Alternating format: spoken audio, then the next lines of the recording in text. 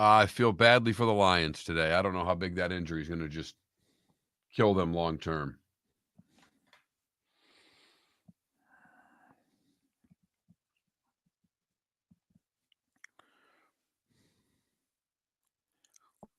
How about the plays they were running?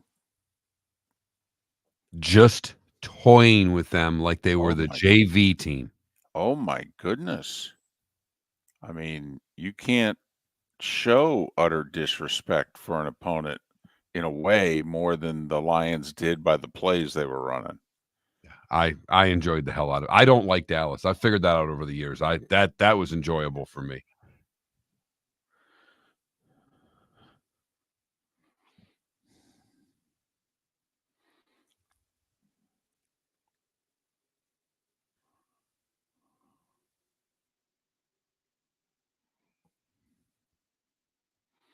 I'm waiting for the Broncos and Buffaloes talk today in the chat room. Yeah, where are they not? Oh, there's ambient.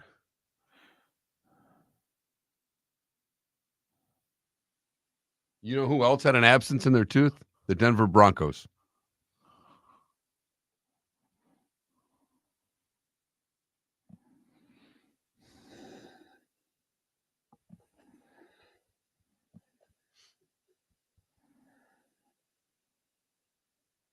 Mostly happy, Paula. You held Dallas to 9 points. How much more happy? How much? Won by 38, Paul. That's a mostly happy? That's a B plus? Wow. What are we in Jersey? Golly.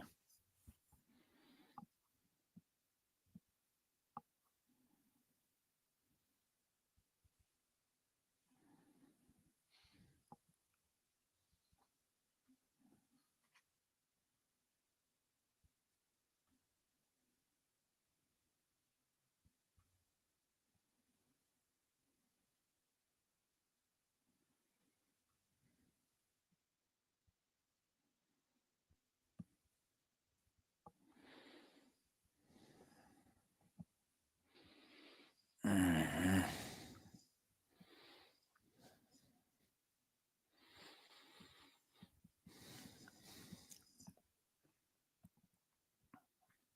Yeah, they kind of felt like garbage time, didn't it, Ambient?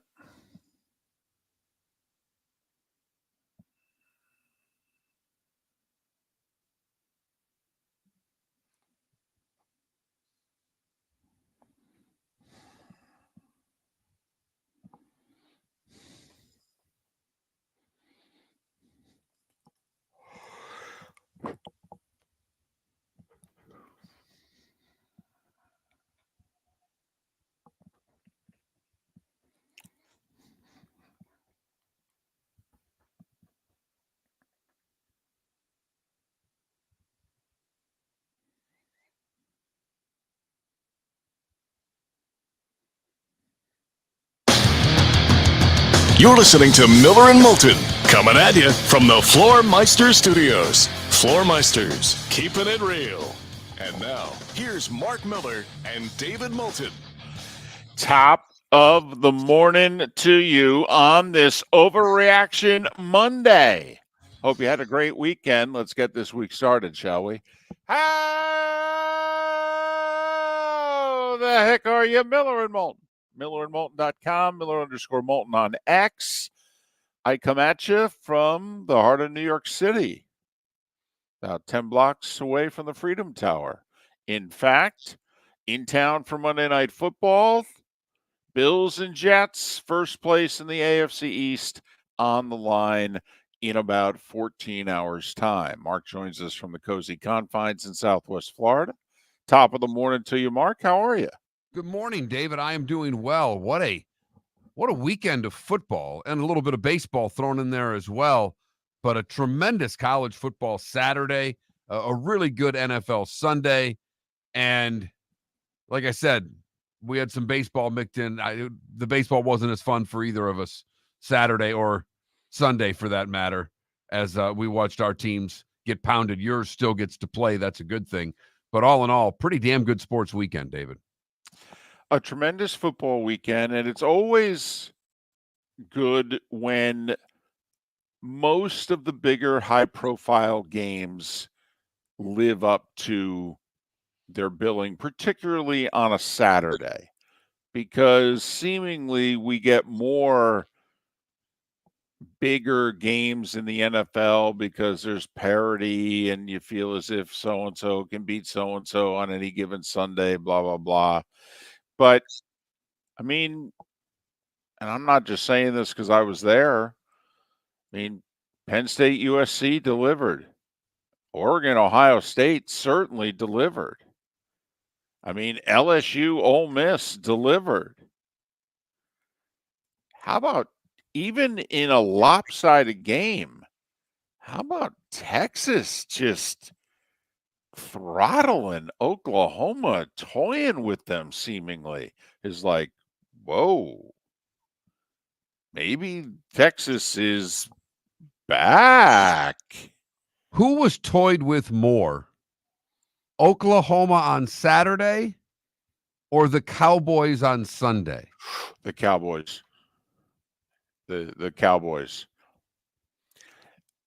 I don't know if you can show any more disrespect for an opponent by the plays that you call than what the Lions showed the Cowboys in the final third of that game yesterday.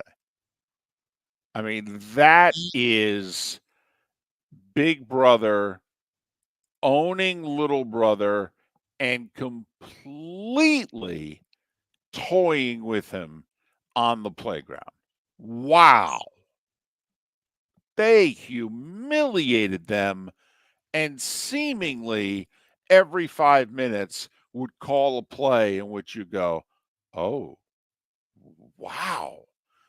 I didn't realize that Dan Campbell hated the Cowboys so much. I mean, isn't that the feeling you got as that game's going on?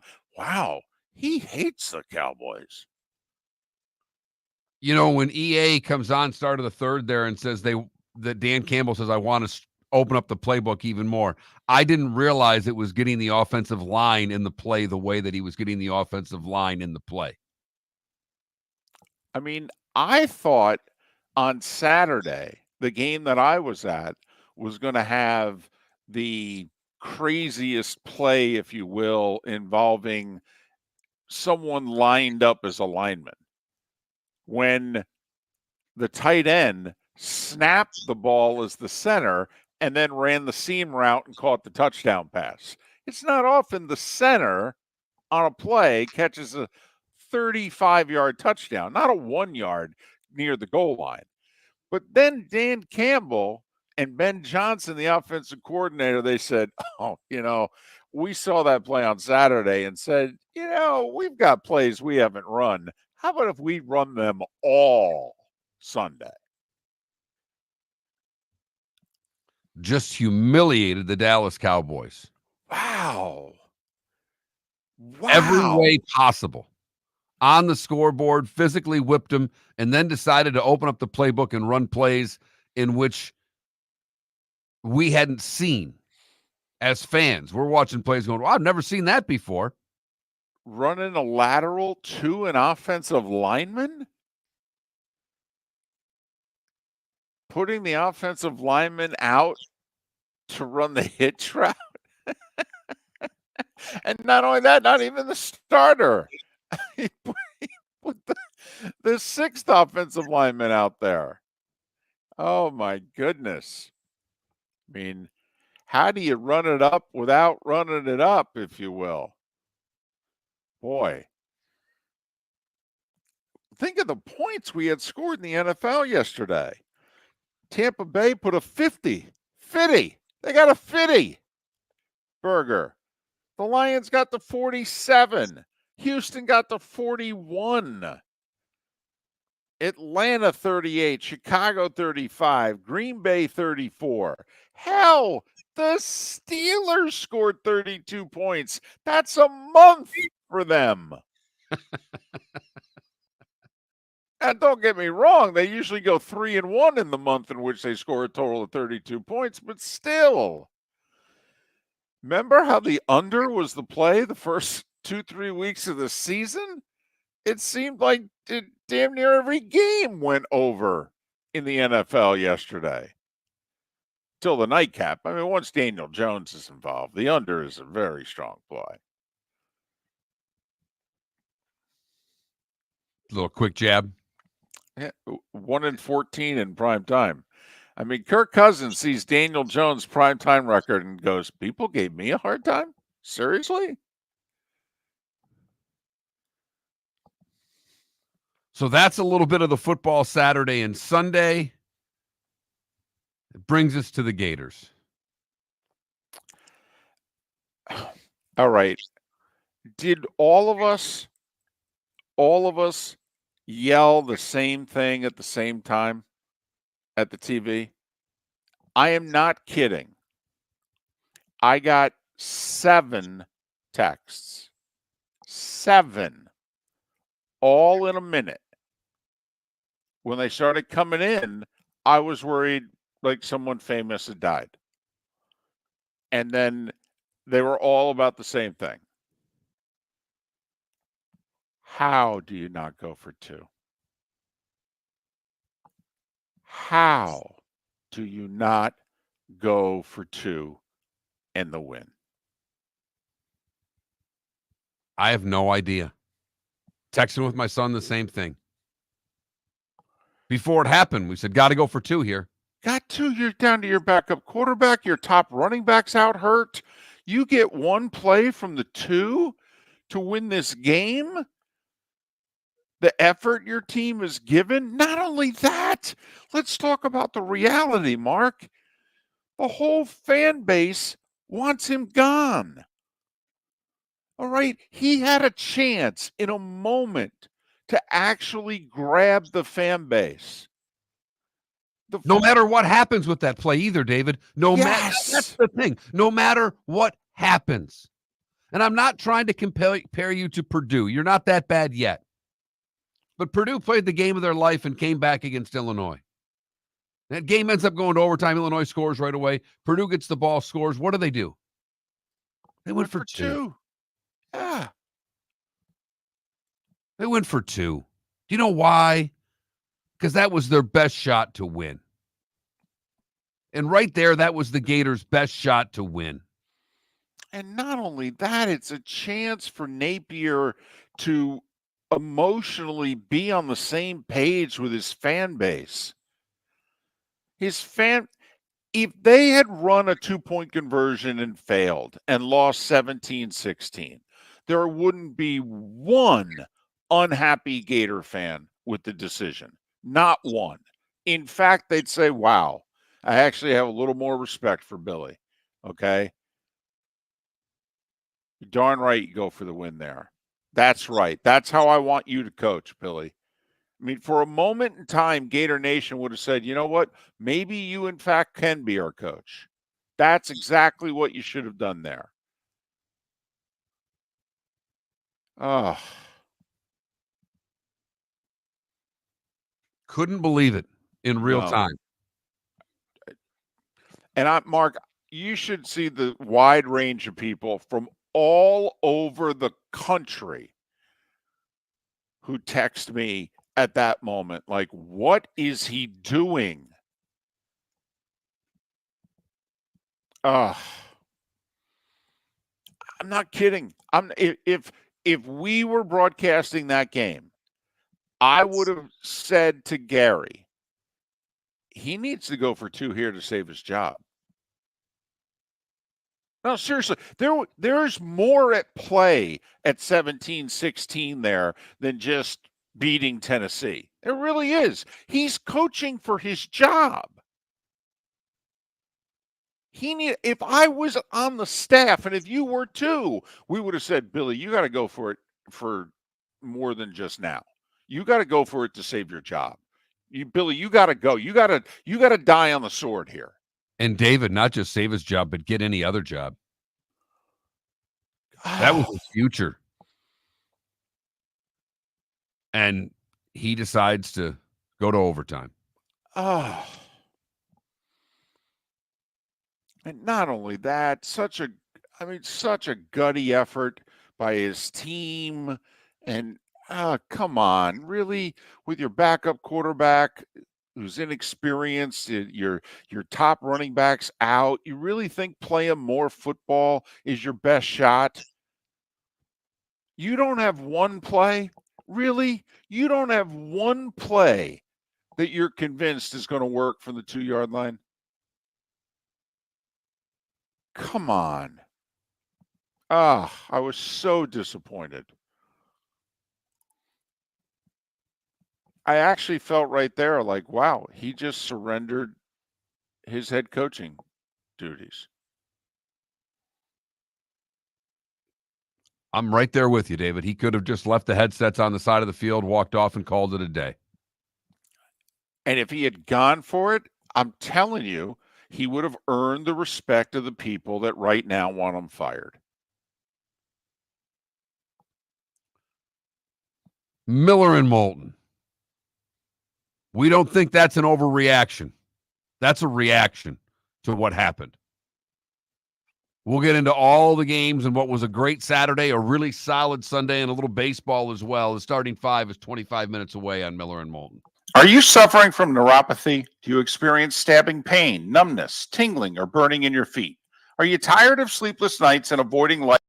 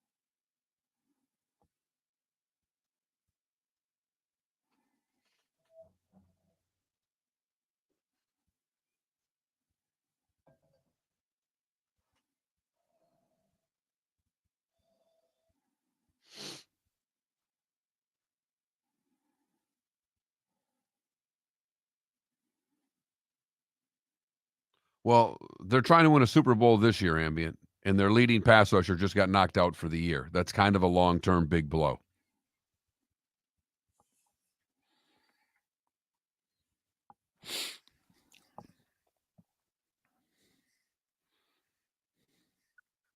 Compound fracture of his tibia.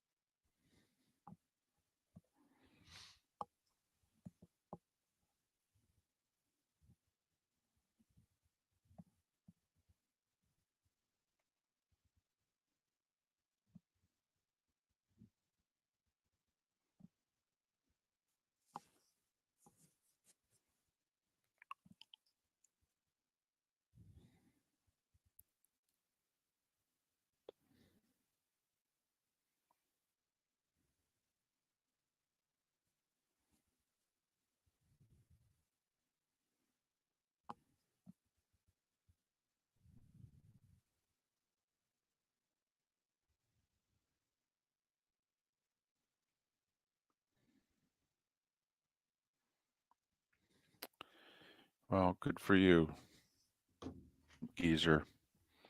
Glad to hear it. Sorry about your neighbors.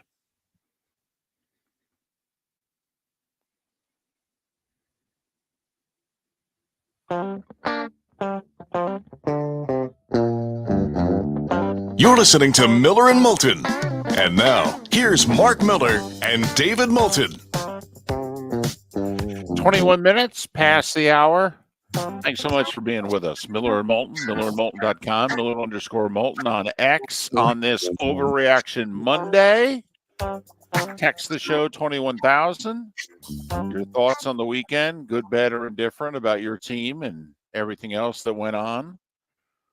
Or if you're taking us in, twitch.tv/Miller and Moulton, well, post your comments in the Twitch chat room. David, I've got to do this.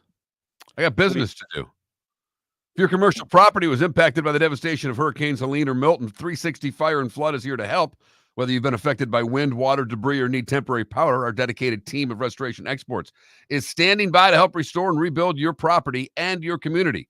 Call our national emergency phone number at 833-360-3334. That's 833-360-3334. Or visit the website at 360fireandflood.com and mention you heard us on the Miller and Moulton Show.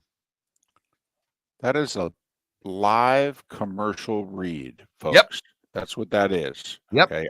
Other shows have them. Miller and Moulton have not for years. That is a paid live commercial read. Wow. This show must be kicking you know what. Hey, how about that home field advantage in the NFL? Did any home teams win?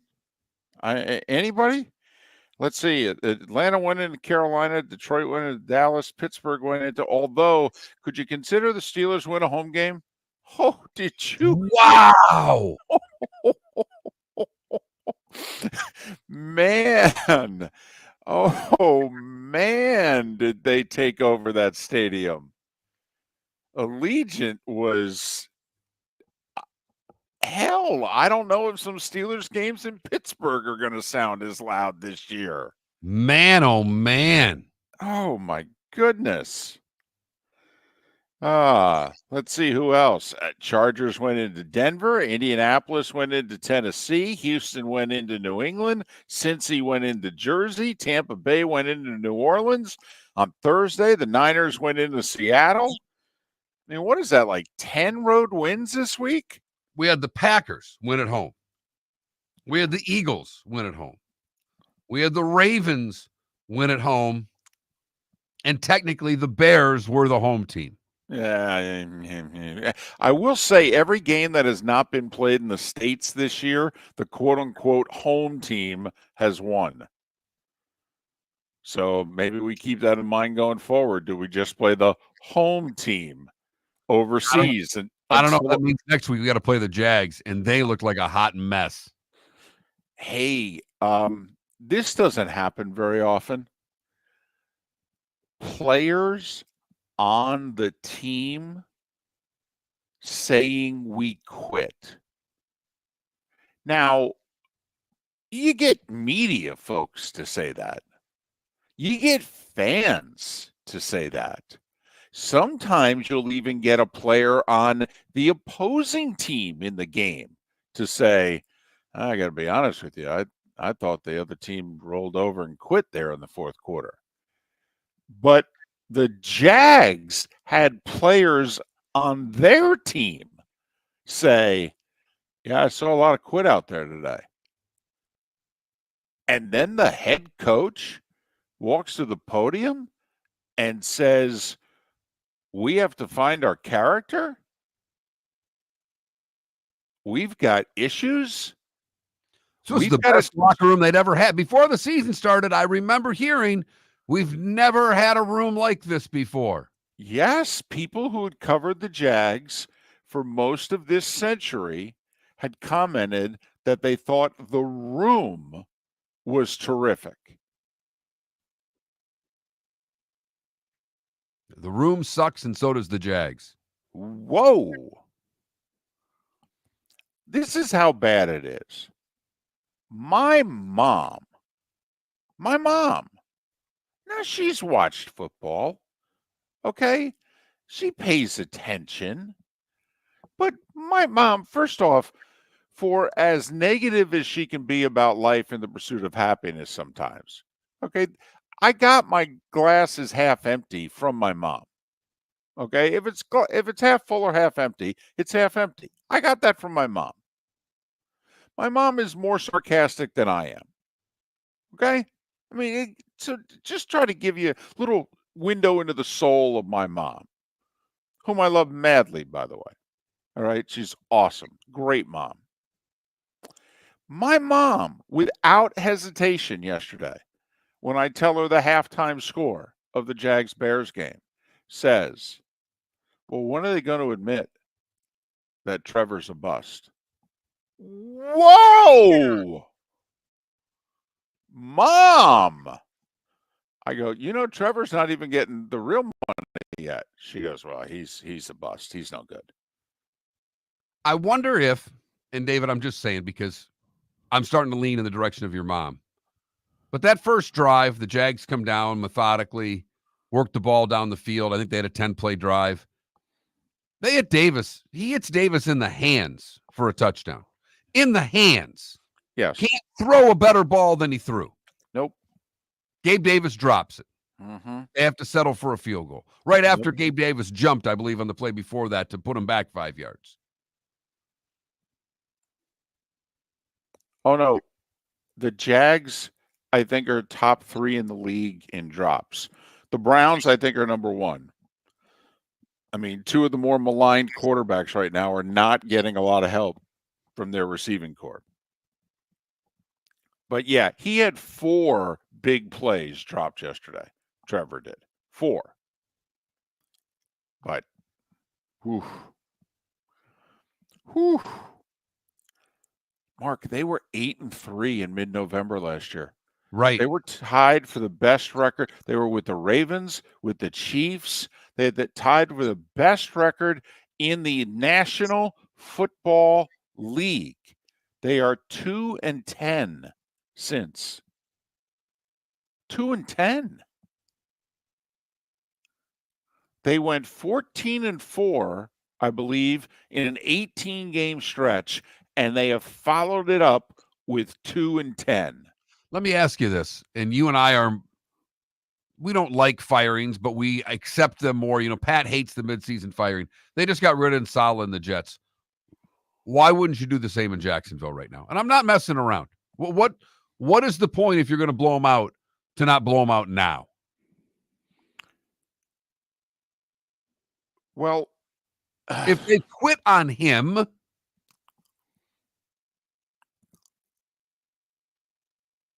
he is a Super Bowl winning coach. If they've quit on him, I understand, but do you then tackle the room? I mean, I'm wondering, the whole adage, I understand it's easier to get rid of the coach than it is 30 guys. But if you're the owner, all right, and you really want to tackle this, right? Like, I actually think getting rid of Salah, I was fine with the move.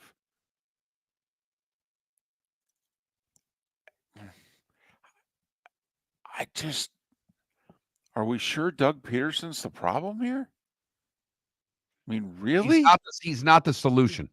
I Well, don't know if he's the problem, David, but he's not the solution.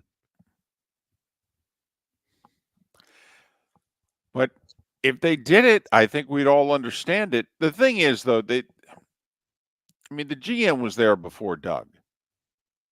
So, if you're making changes here, you got to start with the guys who bought the recipe. Peterson was asked, by the way, post game. He goes, "Your job status?" He goes, "Yeah, I just talked to Mr. Khan. We're on the same page. Trust me, all good." Either Doug is not reading the room very well, all right, or if that's the case, maybe they are going to try to get rid of 20 guys by the deadline, which is 3 weeks tomorrow, by the way, is the NFL trade deadline. Miller and Moulton. Rough day for the Jags. Great day for the Bucs, although the second quarter left a little bit to be desired. But the Bucs, huge divisional win against New Orleans. The Jags, oh boy, against Chicago. Ooh. Miller and Moulton, the starting five. That's what we do next. Is snoring bothering your spouse? Would you like to sleep in the same bed again? Do you know that snoring can affect your sleep cycle and cause lower testosterone levels? At Sleep Treatment Direct, we have easy solutions. We have a simple laser procedure that can improve snoring in 10 minutes. If you would like to get back in the same bed or are looking for a natural way to treat low testosterone, give us a call at 239-444-1741. That's 239-444-1741. Or go to sleeptreatmentdirect.com. That's sleeptreatmentdirect.com. Sleep Treatment Direct. Sleep safe and sound. Wine glasses never fall over until you get a brand new rug. Oh, no! Ketchup bottles act normal till you're wearing a new shirt. Oh, you kidding me? And rocks lie peacefully on the road till the day you get a brand new windshield. Then they fly up off the road and attack without mercy. That's why new windshields from Glass Doctor come with our windshield protection plan. Unlimited repairs and one replacement for 12 months. Don't just fix it, protect it. Glass Doctor. A neighborly company. The world-famous cigar bar started as a neighborhood place in downtown Fort Myers, and now it's a brand, a destination, with 4 locations. The original place, Henry Street, Fort Myers, Gulf Coast Town Center, on Southeast 47th Terrace off the Cape Coral Parkway, and the Lounge on West 1st Street in Fort Myers. A place to go, whether you just need a relaxing drink and a smoke after a tough day at work, or a place to go celebrate. From relaxation to celebration, the world-famous cigar bar. At Physical Therapy and Balance Centers, our goal is to help you love your life. When your life is sidelined by an injury, dizziness, surgery, or condition keeping you from doing what you love, we're here to help you heal and feel your best.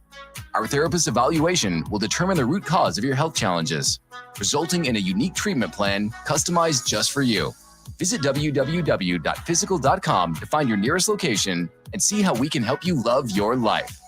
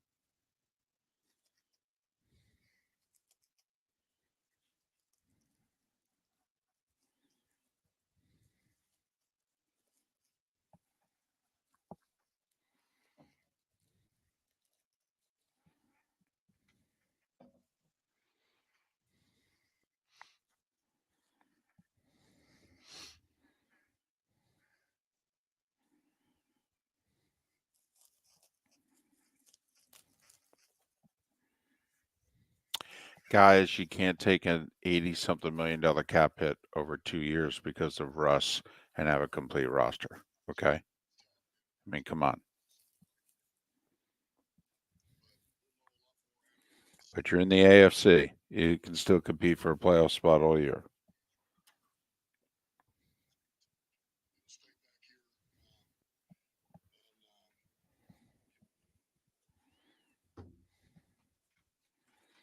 Ladies and gentlemen, that was a historic segment. I had a paid read at the beginning of that segment, okay?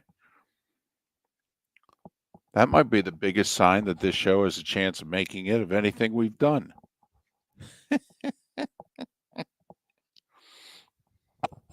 Yeah, the off-season, ambient. Off-season, not now.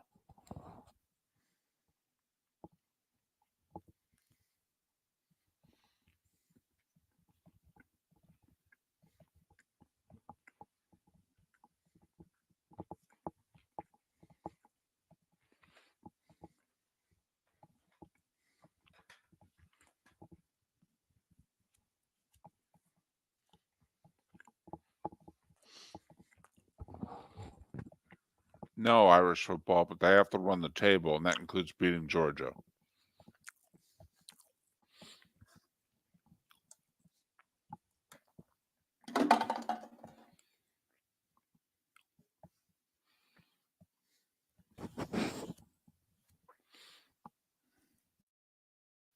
Yeah, that's the backdrop to the bed there. That's the huge ass headboard, I guess you'd consider it.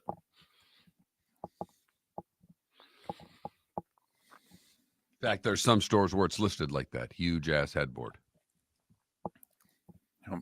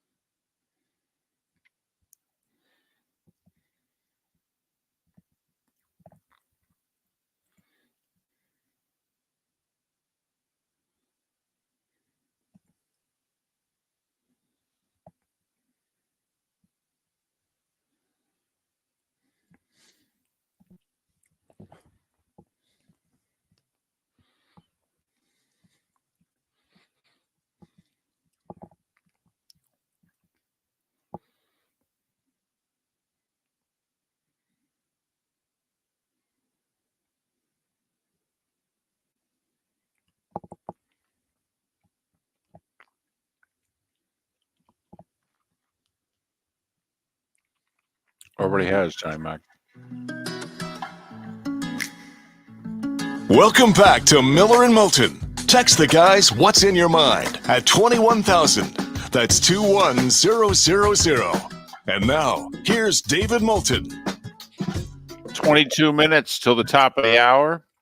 Miller and Moulton broadcasting live from the Floormeister Studios. And in today's case, that means Lower Manhattan and Southwest Florida. I'm in town for Monday Night Football. Bills and the Jets. First place in the AFC East on the line. Floormeisters keeping it real. Time now for The Starting Five. 5 big stories you need to know. Here is the Starting Five. You know, it's not often a quarterback throws for 3 interceptions and people are doing nothing but praising the quarterback after the game. But Baker did throw 4 touchdowns and the Bucs did score 51. 27-0 in the second half. Damn, that's a beatdown. 51-27, Tampa Bay with the win. They're 4-2. Saints have lost 4 in a row. They're 2-4. And 2-4 in the NFC seems like a pretty big canyon to have to climb Because right now you got to be 4-2 to make the playoffs. In fact, you can be 4-2 in the NFC and miss the playoffs. That's how well so many teams have gotten off to a good start. And one of those 4-2 teams is the Bears. Hey, listen, Miller and Moulton love ourselves some Jalen Daniels. All right. We'll take him over everybody. But Caleb Williams is balling. I mean, don't think he's not. He's figuring this sucker out. He threw for 4 touchdowns yesterday. 4. He made friends with this guy yesterday, David, that he hadn't been as friendly with, this Keenan Allen guy. Right. And see, Keenan Allen, David, catches everything. Every damn thing that's near him. And it's really good that Caleb made friends with Mr. Allen, because that's a guy he's going to need.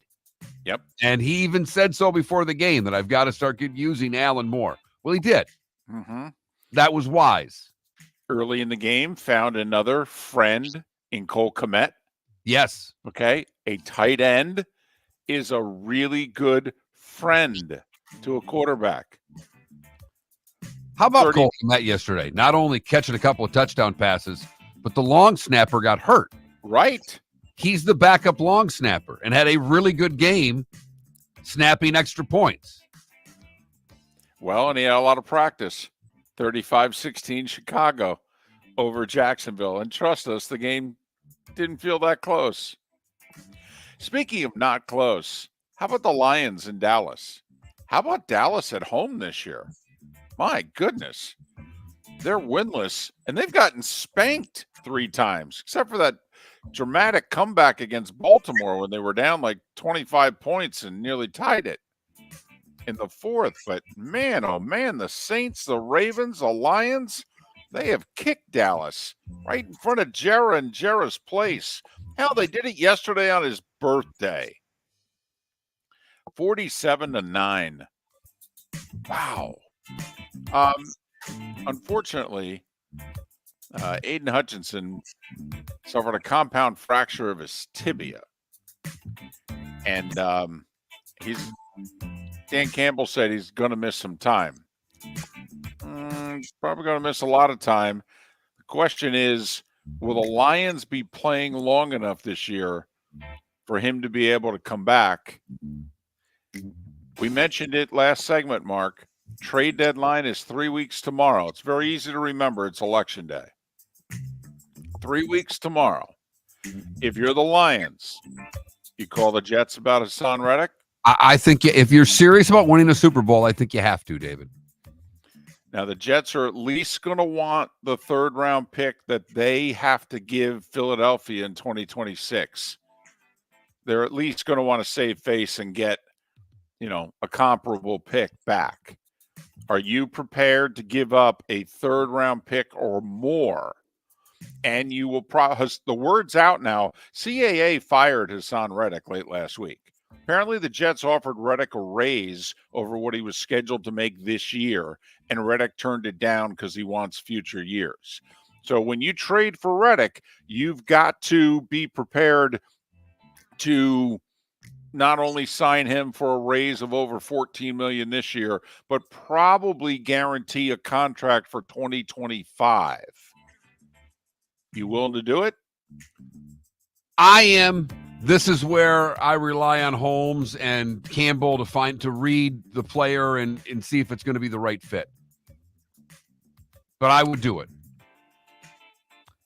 I think I'd call the Raiders and say, what would it take to take Max Crosby off your hands? In fact, if I'm Detroit and I'm drafting where I'm drafting, would you give up a 1st-round pick? Yes. There we go. So yes. Now we're talking. Now we're talking. You call the Raiders and say, I'll give you a 1st-rounder for Max Crosby. Let's go. Now we're talking. Jordan Love and the Packers looked good yesterday. We talked about it. Arizona may not be a good team, but they play hard and they play close games, and not yesterday. Green Bay got up on them early and often. 34-13, Packers improved to 4-2. It's not often that the team that wins does nothing but talk about the quarterback on the losing team. But that's how good Daniels is. The Ravens are like, he and they are going to be a problem. But see, the Ravens have Lamar, and they're already a problem. 30-23 Ravens over the Commanders. That's 4 wins in a row for Baltimore. Atlanta's won 3 in a row, and they've beaten 3 NFC South teams to do it. 38-20 over Carolina yesterday. The Texans whooped up on the Patriots 41-21. But, Mark, if you're New England, this is the type of trade you'll make. Drake May threw 3 touchdowns, and 2 of them were big plays, a 36 and a 40-yard touchdown pass, when you had no big plays in your offense with Jacoby Brissett. Yeah, he threw a couple picks. Yeah, you got beat by 20. But he's the future. You got to play him, right? As bad as Brissett was, I don't think they really had a choice here, David. If you can protect him, you got to play him. Yeah. 41-21 Texans. Steelers went into Vegas, owned the crowd. Home game. Yep. And beat the Raiders 32-13. Who's that running back who had 100 yards for them yesterday? Wait, name escapes me. Wow. Pittsburgh. I tell you what, I think it's going to be Justin Fields' team going forward. They're 4-2, snapped the 2-game skid. Chargers dismantled Denver. They were up big. They coasted in the fourth quarter. Harbaugh missed some time. He apparently has got an arrhythmia, and so his heart started beating really fast. He had to get checked out, and then he came back, and 23-16 Chargers over the Broncos. Eagles were not impressive offensively again, but they won again because the Browns, well, they're not good. 2016 Philly over Cleveland. Browns' only touchdown was a blocked field goal return for a score. Asked after the game, you going to change quarterbacks? Kevin Stefanski said no. Sticking with Deshaun Watson. Because that's what I'm told I have to do. Right. For the next 2.5 years, we're sticking with Deshaun Watson. Joe Flacco rallied the Colts. Once again, what did I say? When we did our picks, and I picked the Titans. Why did I pick the Titans, Mark? Why? Because I thought Mason Rudolph was going to play. Mark, who ended up playing quarterback for the Titans? Will Levis. Right. Threw for less than 100 yards. Yeah. 2017 Colts over the Titans. And Joe Burrow did not throw a touchdown pass, but he ran for one and engineered the Bengals to a much-needed 17-7 win over the Giants. As we mentioned, Monday Night Football tonight, a virtual pick'em. Jets are getting a point at home against the Bills, first place in the AFC East on the line. College football, your consensus top 3 are Texas, Oregon, and Penn State. 4-5 is a mixed bag. In the AP poll, Ohio State is 4, Georgia 5. In the coaches poll, Georgia's 4, Ohio State is 5. A consensus 6, 7, and 8. Undefeated Miami is 6. Bama and LSU are 7 and 8. Iowa State is 9th in the AP, 12th in the coaches. That's undefeated Iowa State. Thank you very much. Undefeated BYU, 13th in both polls. Undefeated Indiana, 16th in the AP, 18th in the coaches. Undefeated Pitt, 20th in both polls.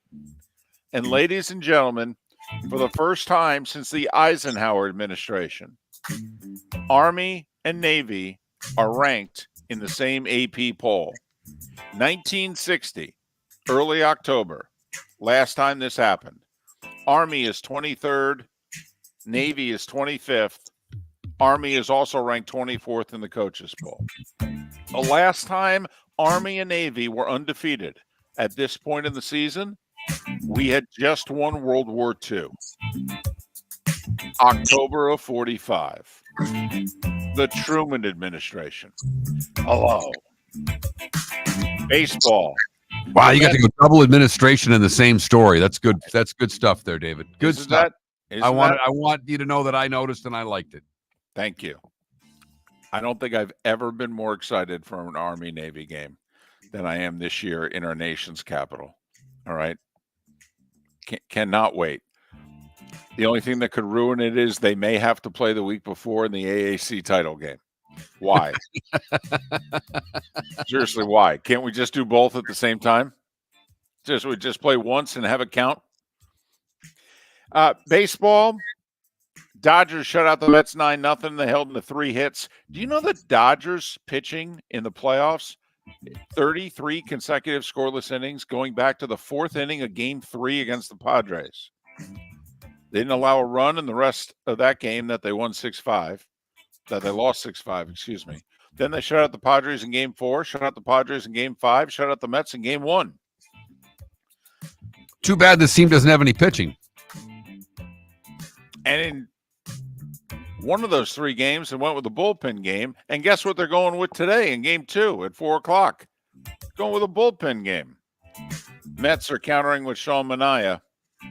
I hope the Mets give up on this whole cute Kodai Senga's our ace and he's coming back from injury and we're going to start him as an opener. Yeah, it didn't work against the Phillies all that well. It really didn't work yesterday. 3 runs, 4 walks, inning and a third. Could you pitch the guys who have maybe carried the team all year? It's just a crazy thought.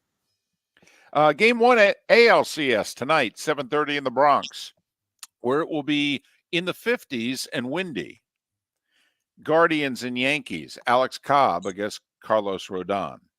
Crazy outcome in NASCAR. I mean, Kyle Larson won on the Roval in Charlotte, his 6th win of the year, and he advanced along with all 4 of his Hendrick Motorsports teammates.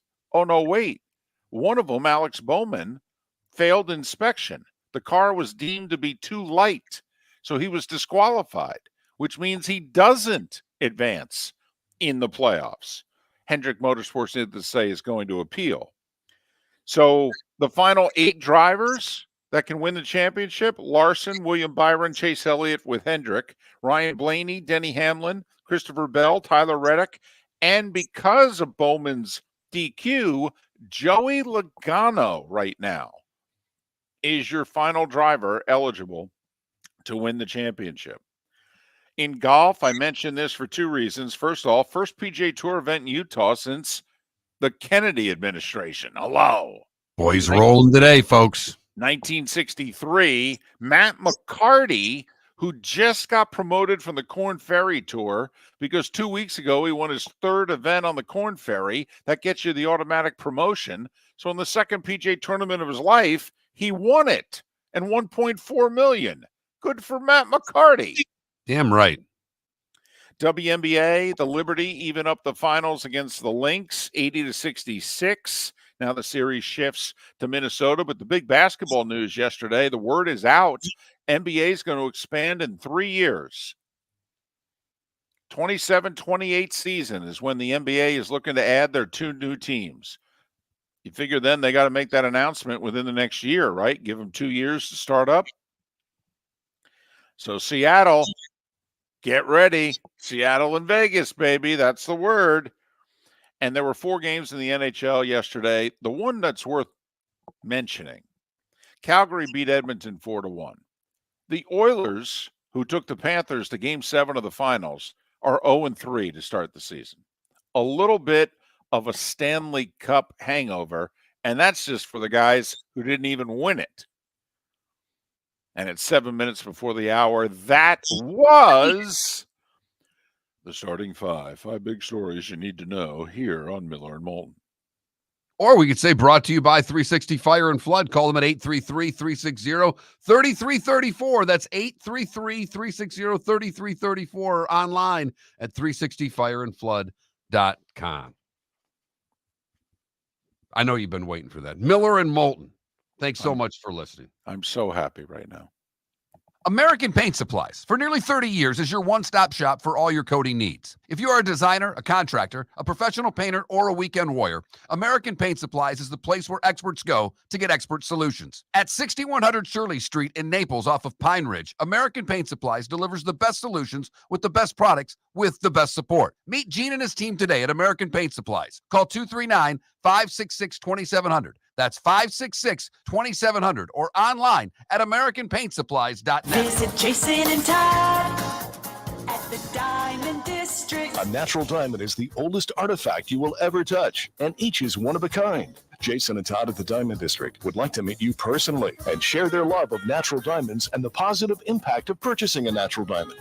We promise that in our vault sits the largest selection of GIA certified natural diamonds at the most competitive prices in the world. Jason and Todd look forward to shaking your hand and welcoming you to their Diamond District family. The world famous cigar bar started as a neighborhood place in downtown Fort Myers, and now it's a brand, a destination with 4 locations. The original place, Henry Street, Fort Myers, Gulf Coast Town Center, on Southeast 47th Terrace off the Cape Coral Parkway, and the Lounge on West 1st Street in Fort Myers. A place to go, whether you just need a relaxing drink and a smoke after a tough day at work, or a place to go celebrate. From relaxation to celebration, the world famous cigar bar. Mark Miller for Molly Maid. Why Molly Maid, you ask? Trust. Moulton was a customer for 15 years. Affordability. Didn't I just say Moulton was a customer for 15 years? Worry-free services. Our professional house cleaners are fully insured and a 24-hour warranty. Call Molly Maids today at 239-774-5839. That's 239-774-5839 or online at mollymaid.com/FTMYERS. That's mollymaid.com/FTMYERS. Gentlemen, as your wife mentioned getting new flooring, but you don't want to go through the hassle, well, go see the Floor Meisters in Naples next to Costco. They understand your time and money are important, so they'll make it as painless as possible. With a huge in-stock selection of carpet and Cortec, they can get you the floor your wife's been asking for. They carry wood, vinyl, carpet, and tile. If you do it yourself, no problem. They can handle that as well. So go see TJ at the Floor Meisters and tell them, just keeping it real. The Cape Coral Police Department is growing. They are currently looking for police officers and are offering a $10,000 signing bonus to newly hired officers. If you desire a career in law enforcement, or if you are already in law enforcement and thinking about making a move to a better agency, think Cape Coral Police Department. If you're looking for a police department that is committed to excellence, that invests in the highest level of training, state-of-the-art equipment, and some of the highest compensation in all of Southwest Florida, then the Cape Coral Police Department is for you. Visit capecops.com. That's capecops.com. This is Miller and Moulton.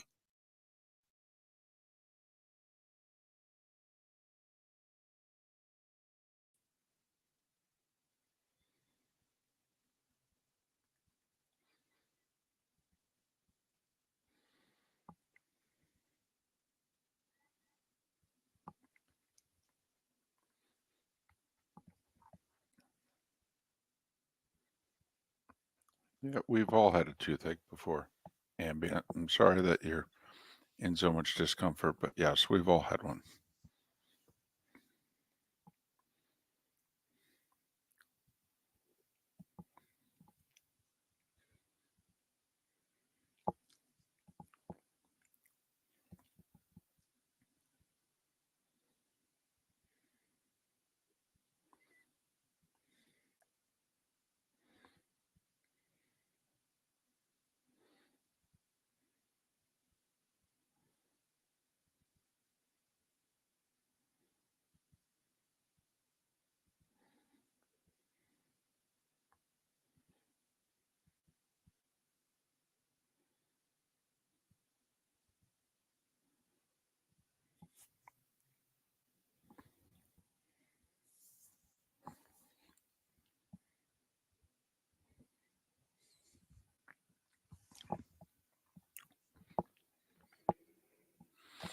And you're right.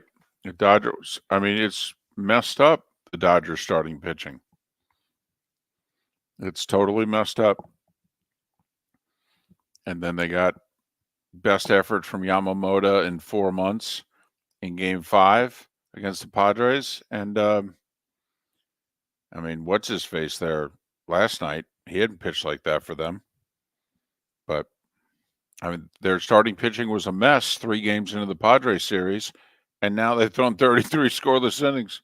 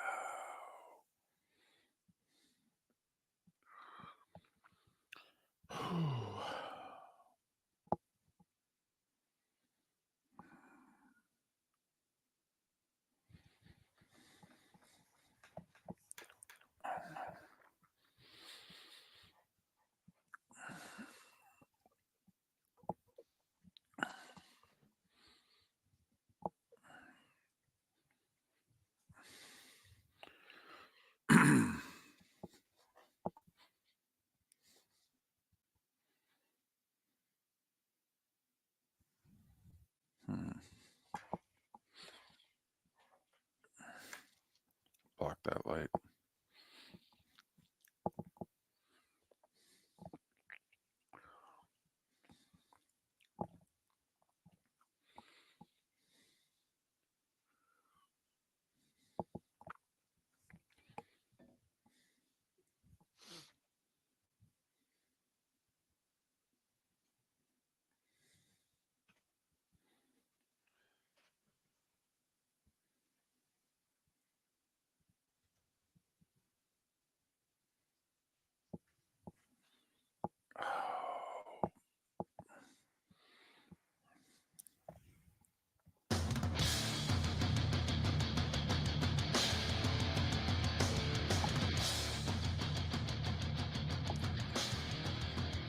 You're listening to Miller and Moulton, coming at you from the Floormeister Studios. Floormeisters, keeping it real.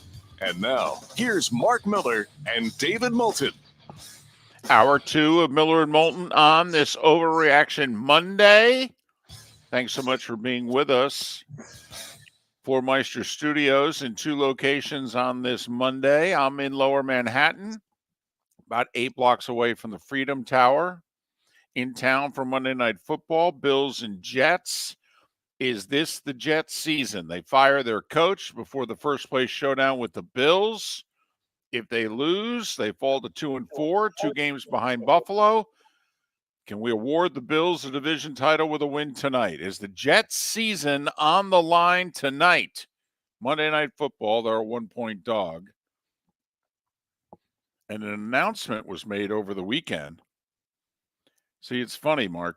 The NFL likes great ratings. I don't know if you're aware of that. And last year with the writer's strike, the decision was made early in the year. ESPN called up the NFL and said, listen, we don't have any original programming. Do you mind if we simulcast the game on ABC? NFL's like, that's a great idea. So this year, they've got writers are back and they've got original programming. So most of Monday Night Football was not going to be simulcast on ABC. Well, obviously, with the games not being on ABC, while ratings are terrific, they're not as terrific as they were last year. And the NFL took notice. Word is the NFL picked up the phone and called Bristol and said, yeah, we've seen your programming. I don't know how good it is. You think you want to go back to simulcasting these Monday night games? If you do, we'd be a fan of it. Just saying.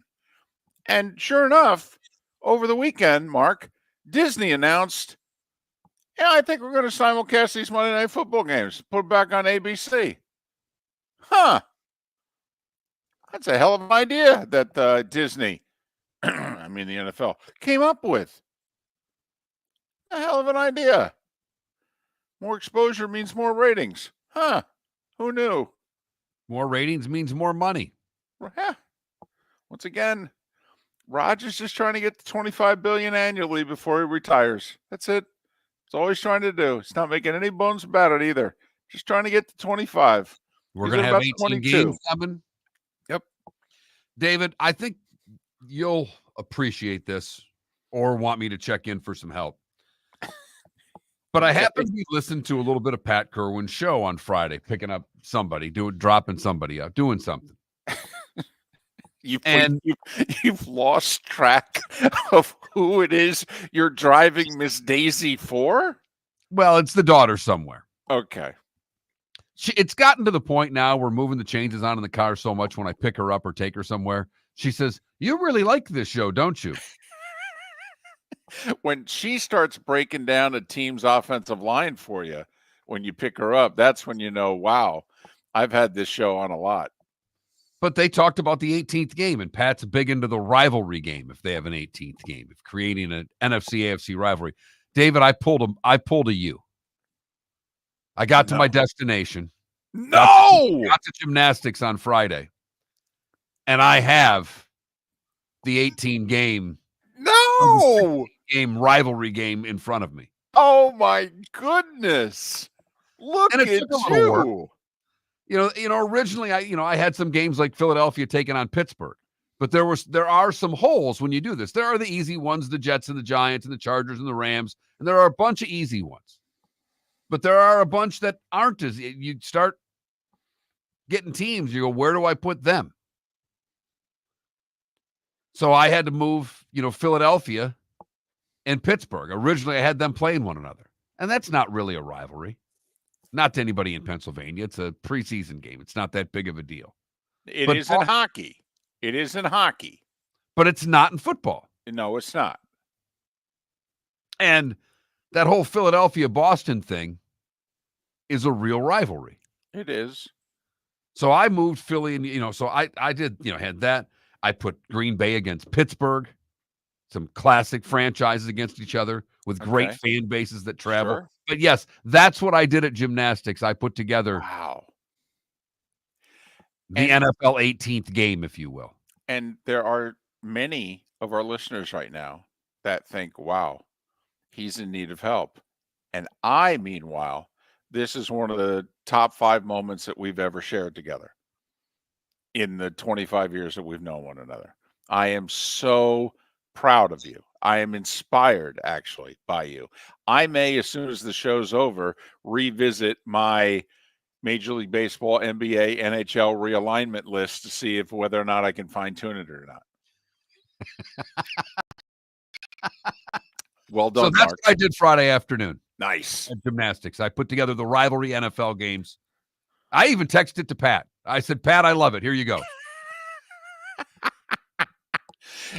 A buddy of mine in Fargo back in the 90s sent Chris Fowler like a 12 or 16 team playoff, and he actually used it on game day like a few weeks later. So, who knows? Pat may use it. He may give you credit. All of a sudden he goes, I got this from Mark in Florida. Thanks, Mark. Thanks for listening. So is Ole Miss out?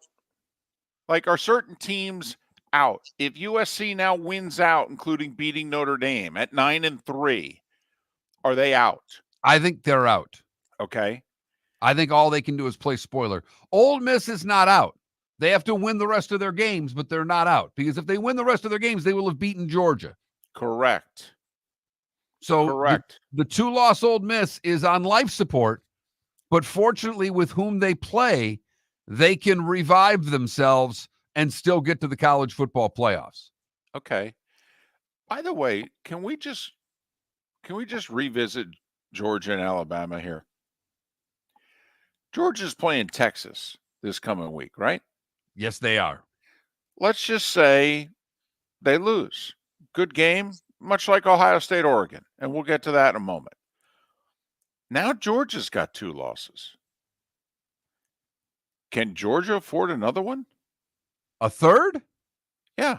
Hell no. Well, hold on. Do we have to take their opponents and where they played them into consideration?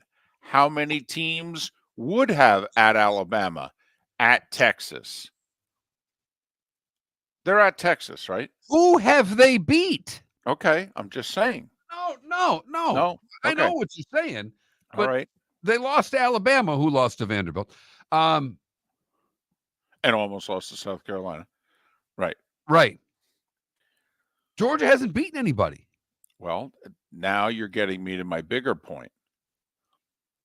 Is the SEC, I mean, this is going to make Danny Cannell's day because he's, this is Danny Cannell's purpose for living, is to wake up and say the SEC is overrated. But is the SEC overrated? Because the SEC is starting to beat each other up. Yes, they are. They're starting a meat grinder. Yes, they are. Uh-huh. Yup. Alabama loses to Vandy. Alabama barely gets by South Carolina. Alabama and Tennessee are going to play one another this Saturday. I mean, Tennessee lost to Arkansas, barely got by Florida. Right. And by the way, Oklahoma's not good. They're offensively challenged, David. I know you think they're going to beat someone before this year's up, and they've got just about everybody of note on their schedule. Are you sure, though? Are you sure they're going to get somebody? Because Tennessee came into Norman and whacked them. Texas toyed with them. All right. They barely beat, who'd they beat 16-12? 1 week. Was that they Houston? Yeah, they do not look good at all. No, they don't, David. I thought they were going to get someone, and I watched that Red River rivalry game, because I'll call it a Red River rivalry game because that was nowhere near a shootout. One team got shot early and couldn't recover. Right. But now I understand if we come to the conclusion that the SEC is overrated, then who are we going to put in the playoff? I get it. But maybe we have to consider putting more teams in from the ACC and the Big 12, quite frankly.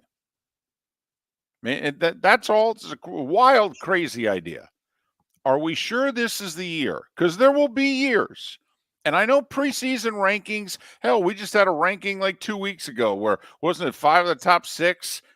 All right, or 6 of the top 7, 6 of the top 9 were SEC. Yeah, okay, whatever. Have you watched them play each other? I mean, Kentucky can beat Ole Miss and nearly beat Georgia and lose to South Carolina and Vandy. I mean, so what are we going to accentuate here? The really good performances against the quote-unquote elite teams? You know, who's Ole Miss beating? You and I love Lane. You know, I mean, you're saying who's Georgia beating if they lose to Texas? Well, who's Ole Miss beating? They haven't. Now, is Ole Miss a good team? Yeah, we think so. I mean, they just went toe-to-toe with LSU, who we think's a genuine top 8, 10, 12 team in the country. Lost a heartbreaker in overtime. Doesn't mean they're not good, but, I mean, Mark, the SEC's doing it right away to each other. They're NFLing themselves right away. But they're NFLing themselves with the bottom end, too. You know, the Arkansas is winning games. Kentucky winning games. That's Vandy. not how this is supposed to. Vandy. It's supposed to be the big boys beating one another up. The Right. little guy's getting the big guy. And that's throwing a huge wrench in what the SEC is looking for to get 4 or 5 teams in this postseason playoff. You throw in some unbalanced scheduling, and we got ourselves a situation. I'm just saying. You take a look at what's happened these last 2-3 weeks in the SEC and take a look at future schedules.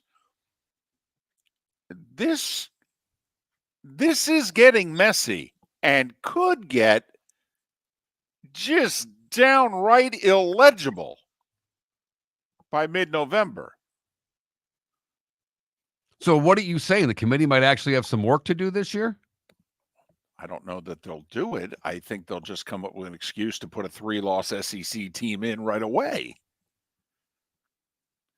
But just saying, I mean, Big 12's got 3 unbeatens, and they're just like, you sure we can't get a second team in? I mean, are we sure the SEC deserves 4? And that's all. That's all I'm saying. Miller and Moulton, millerandmoulton.com. The Cape Coral Police Department is growing. They are currently looking for police officers and are offering a $10,000 signing bonus to newly hired officers. If you desire a career in law enforcement, or if you are already in law enforcement and thinking about making a move to a better agency, think Cape Coral Police Department. If you're looking for a police department that is committed to excellence, that invests in the highest level of training, state-of-the-art equipment, and some of the highest compensation in all of Southwest Florida, then the Cape Coral Police Department is for you. Visit capecops.com. That's capecops.com. Gentlemen, as your wife mentioned getting new flooring, but you don't want to go through the hassle, well, go see the Floormeisters in Naples next to Costco. They understand your time and money are important, so they'll make it as painless as possible. With a huge in-stock selection of carpet and Cortec, they can get you the floor your wife's been asking for. They carry wood, vinyl, carpet, and tile. If you do it yourself, no problem. They can handle that as well. So go see TJ at the Floormeisters and tell them, just keeping it real.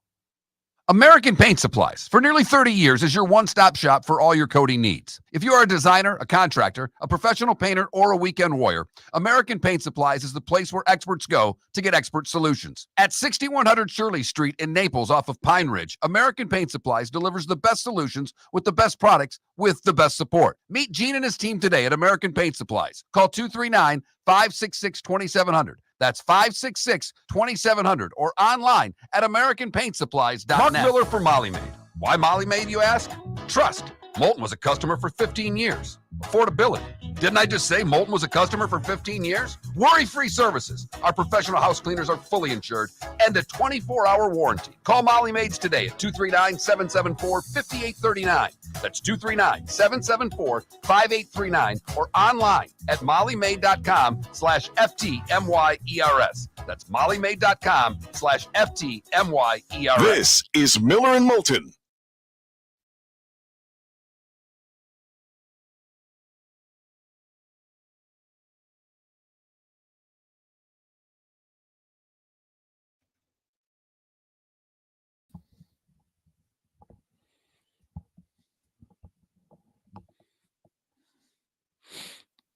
I love Empire giving our creed back at us. It's a TV show.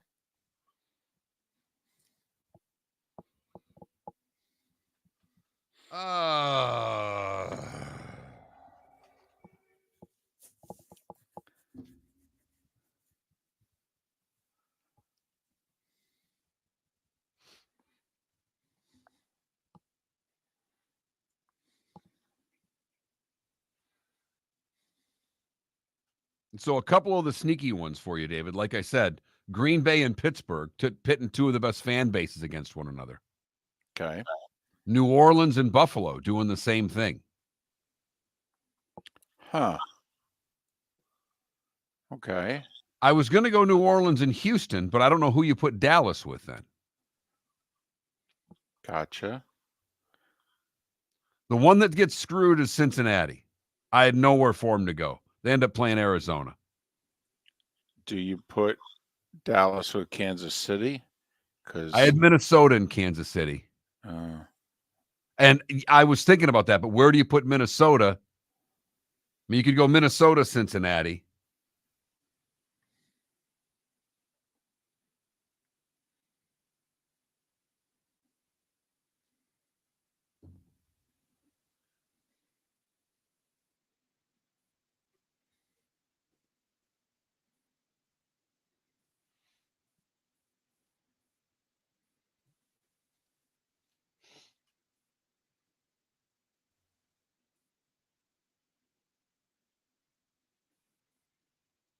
Greg Sankey?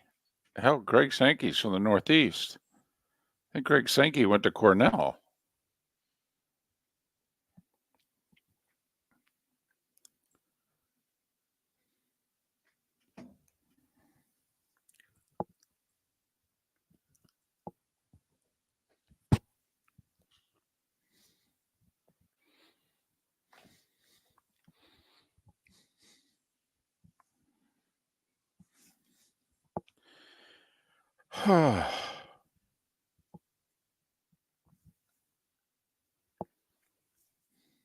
Did they choke or did they get beat?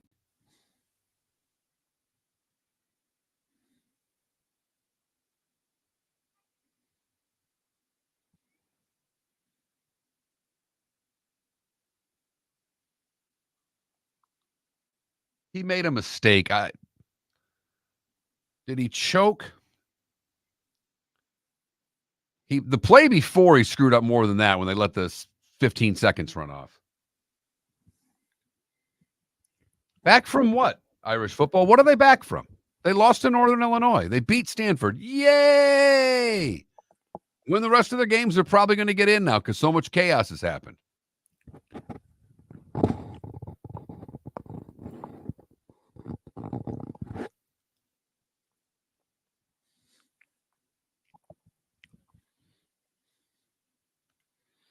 Irish football, the bad thing for you guys is that USC's losing games. So if you lose to USC to end your regular season, are you going to get in?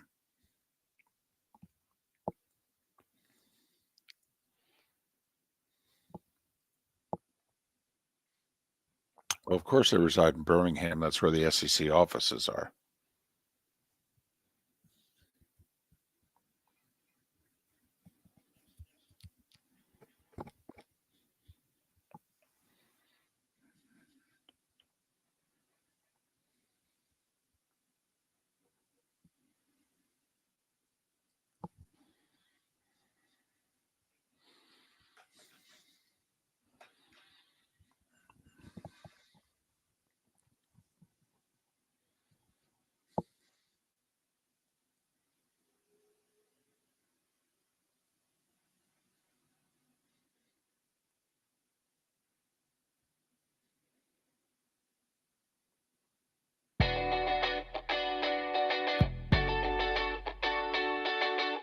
You're listening to Miller and Moulton. And now, here's Mark Miller and David Moulton. 21 minutes past the hour. Miller and Moulton, millerandmoulton.com, Miller_Moulton on X. Thanks so much for being with us. Miller and Moulton brought to you in part by American Paint Supplies, your one-stop shop for all your coating needs. The fine folks at American Paint Supplies. Lee Sterling had a terrific week last week, at least on this show. He went 4-1 and got his game of the week right because he liked Texas laying the 14.5. There is nothing more exciting, and I don't know about you, David, but for Miller and Moulton, at least for Miller, is when Lee says, I've got a couple of big plays, and then he sends us his plays, and you and I are both betting right into his 40 and 45 unit plays. Because Lee had two big plays. He ended up going 1-1 with the big plays. One of them was USC +4, ended up being 3.5. The other was New England +7, ended up being 6.5. Won the first, he lost the second. I think he's now 4-2 on his 40+ unit plays on the year. But I had to laugh that I've got one of those games going the other way. You've got one of those games going the other way. And I'm like, buddy of mine texted me because I happened to say, we're talking, and I said, going right head to head with Lee with his big plays. And he goes, does it bother you at all? I go, there was a time every once in a while when Lee would have a 40, 45 unit play, and I've already made that bet without knowing what it was. And you feel really good about yourself when Lee comes in and he's got a 45 unit play that you've already made the bet without hearing any of his advice. But we were going right at him. You came up a half point short. I got lucky and won outright. Mark had a winning week. He went 3-2. I had a losing week at 2-3. I had a tough luck week. Had Penn State winning and covering. They won, but they only won by 3, not 3.5. Had Pitt beating Cal at home. They won, but they needed to win by more than 3, and they won by 2. So now Cal did score and tried to tie it going for 2. Right. But Pitt didn't score in the second half, so, that's on them. They screwed it up. But they're unbeaten. Indiana's unbeaten. BYU's unbeaten. Pitt's unbeaten. Army and Navy are unbeaten. Army and Navy are unbeaten. Oh, man.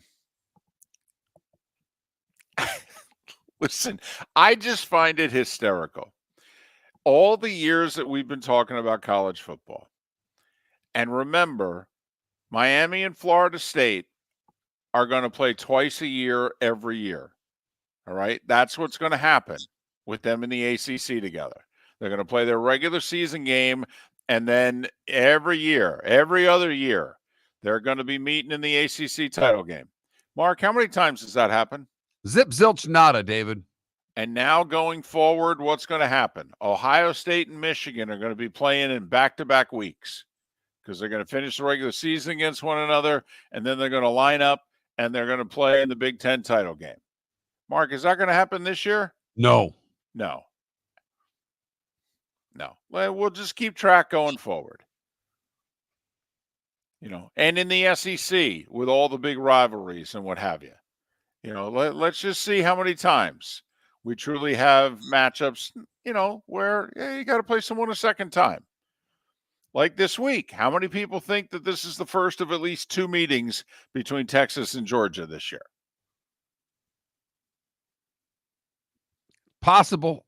David, the way Georgia's playing, I don't know. Mark, I mean, Georgia struggled with Kentucky, lost to Alabama in a close one, and then, I mean, maybe that we just going to chalk that up to looking ahead against Mississippi State. I don't know. The part that has to concern you is they gave up 31 to a Mississippi State team that's offensively challenged. I mean, yeah, they put up a few points on Florida, but up until recently, everybody put up a few points on Florida. They put up those same points on Georgia. What the heck? So just wanted to recap our weeks there. We're into accountability on this show. So Lee, a terrific week. Mark, a good week. Me, back to being mush. Missed out on a couple close ones. Story of my life. I did love my big play though. All right. I never lay points, and I was all over Missouri against UMass. All right. I felt really good early on Saturday when Missouri's pounding them. I'm like, okay, finally I got one right. Big play meaning big number that you laid.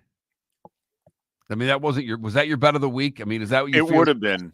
That's what you're feeling proud about, is your big play being Missouri UMass. Yes, that would have been if we do 30, 40, 50 unit plays, that would have been my back up the truck one. That Missouri is going to bounce back and take it out against UMass. That would have been the one that I probably would have ended up winning money for the week. I would have bet so much money on Missouri laying the 27.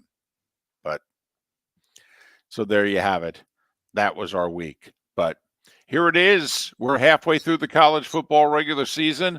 We got a bunch of Iowa State's unbeaten. BYU's unbeaten. Indiana's unbeaten. Pitt's unbeaten.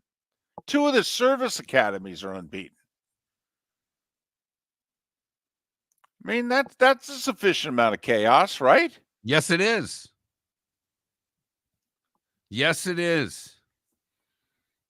I mean, think about it. We got Miami and Pitt are both unbeaten, and Clemson's 1 loss is to Georgia.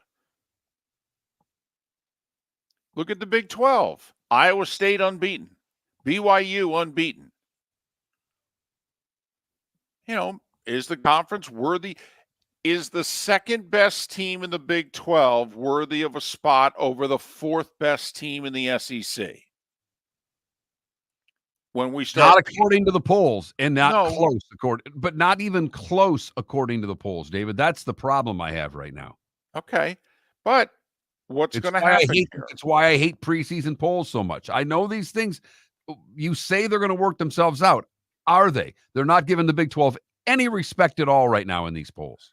Okay, if you and I were running college football, is this is the week that we would have our first polls? Yes. It would be today. And I know the polls came out on Sunday.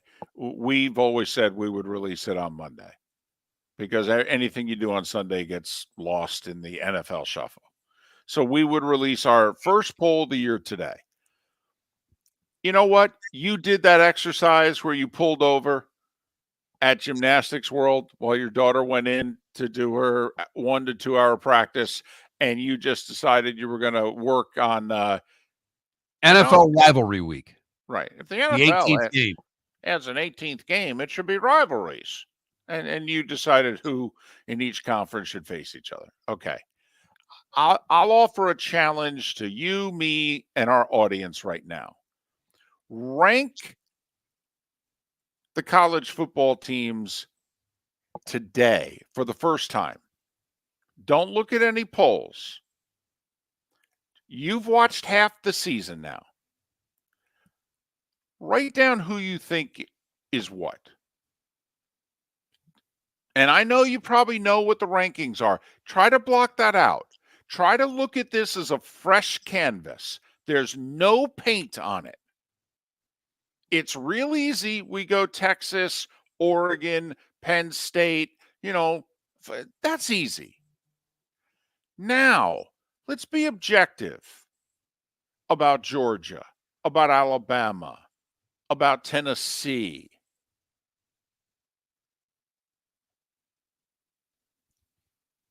I mean, Fill little out your things. ballot. I'd have LSU ranked ahead of Alabama right now. Okay. There you go. Would you have them ranked ahead of Georgia? I think I would. Okay, they lost to USC. Not an awful loss. They beat Ole Miss. Does Georgia have a win better than that? They don't. Be close with Alabama because they beat Georgia, but that Vanderbilt loss stings.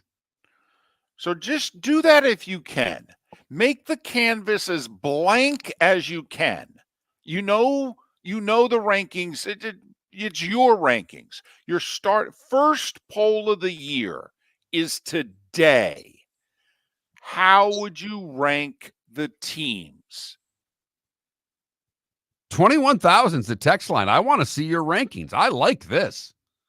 Putting it on the listener, not the AP, not the UPI, not the football news, the listener. Miller and Moulton.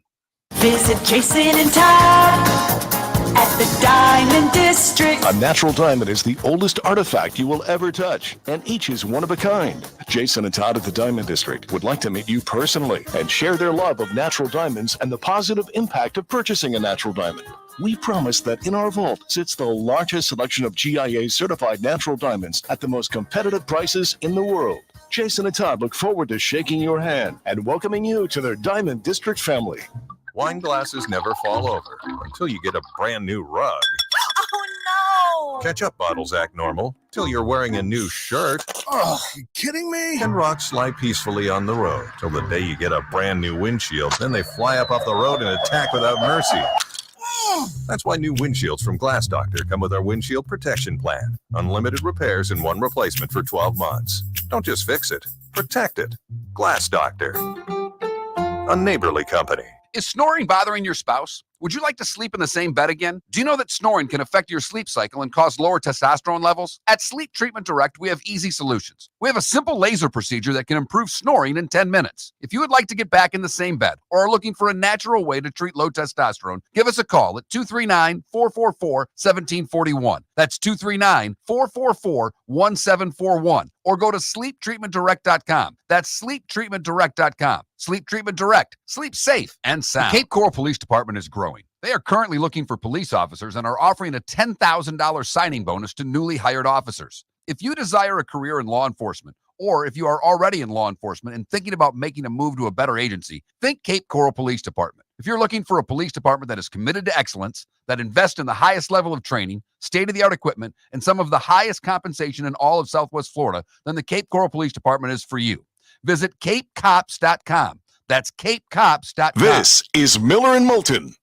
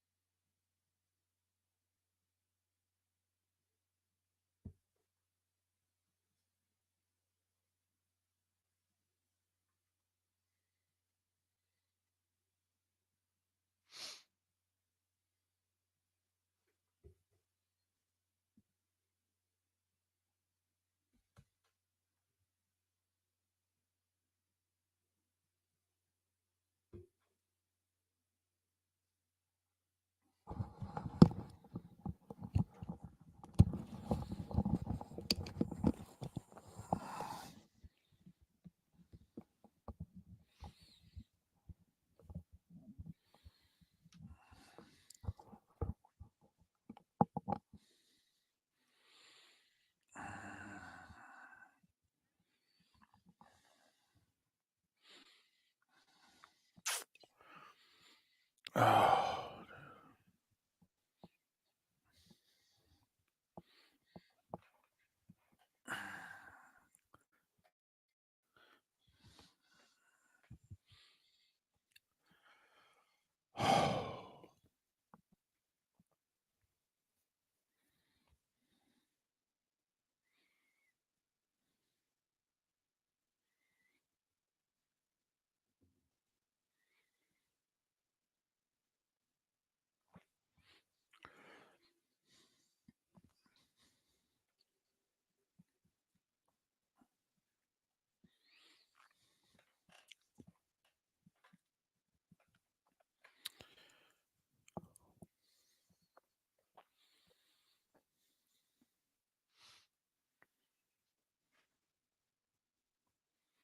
Time did you get into Newark? I took a red eye. So I flew out. I flew out 5 hours after the Penn State USC game was over. So I landed 5 a.m. yesterday in Newark. I was Okay, at my good. mom's at 6:30. Spent the day with her. Good for you. I don't know how great company I was. I was a bit of a zombie. I was in pain. I was exhausted. But I was there.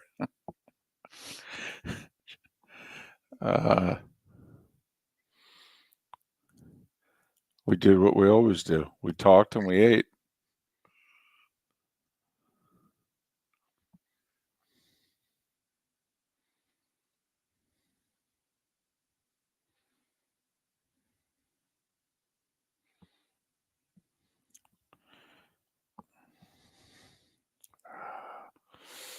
Yes. My mom was all kinds of a nurse, an ER nurse, a visiting nurse, and a school nurse, yes.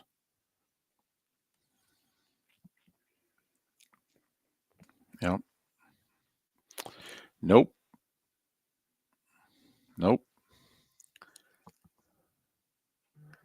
And mom's doing great.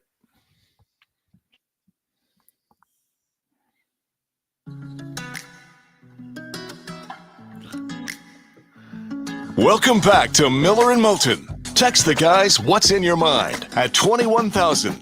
That's 21000. And now, here's David Moulton.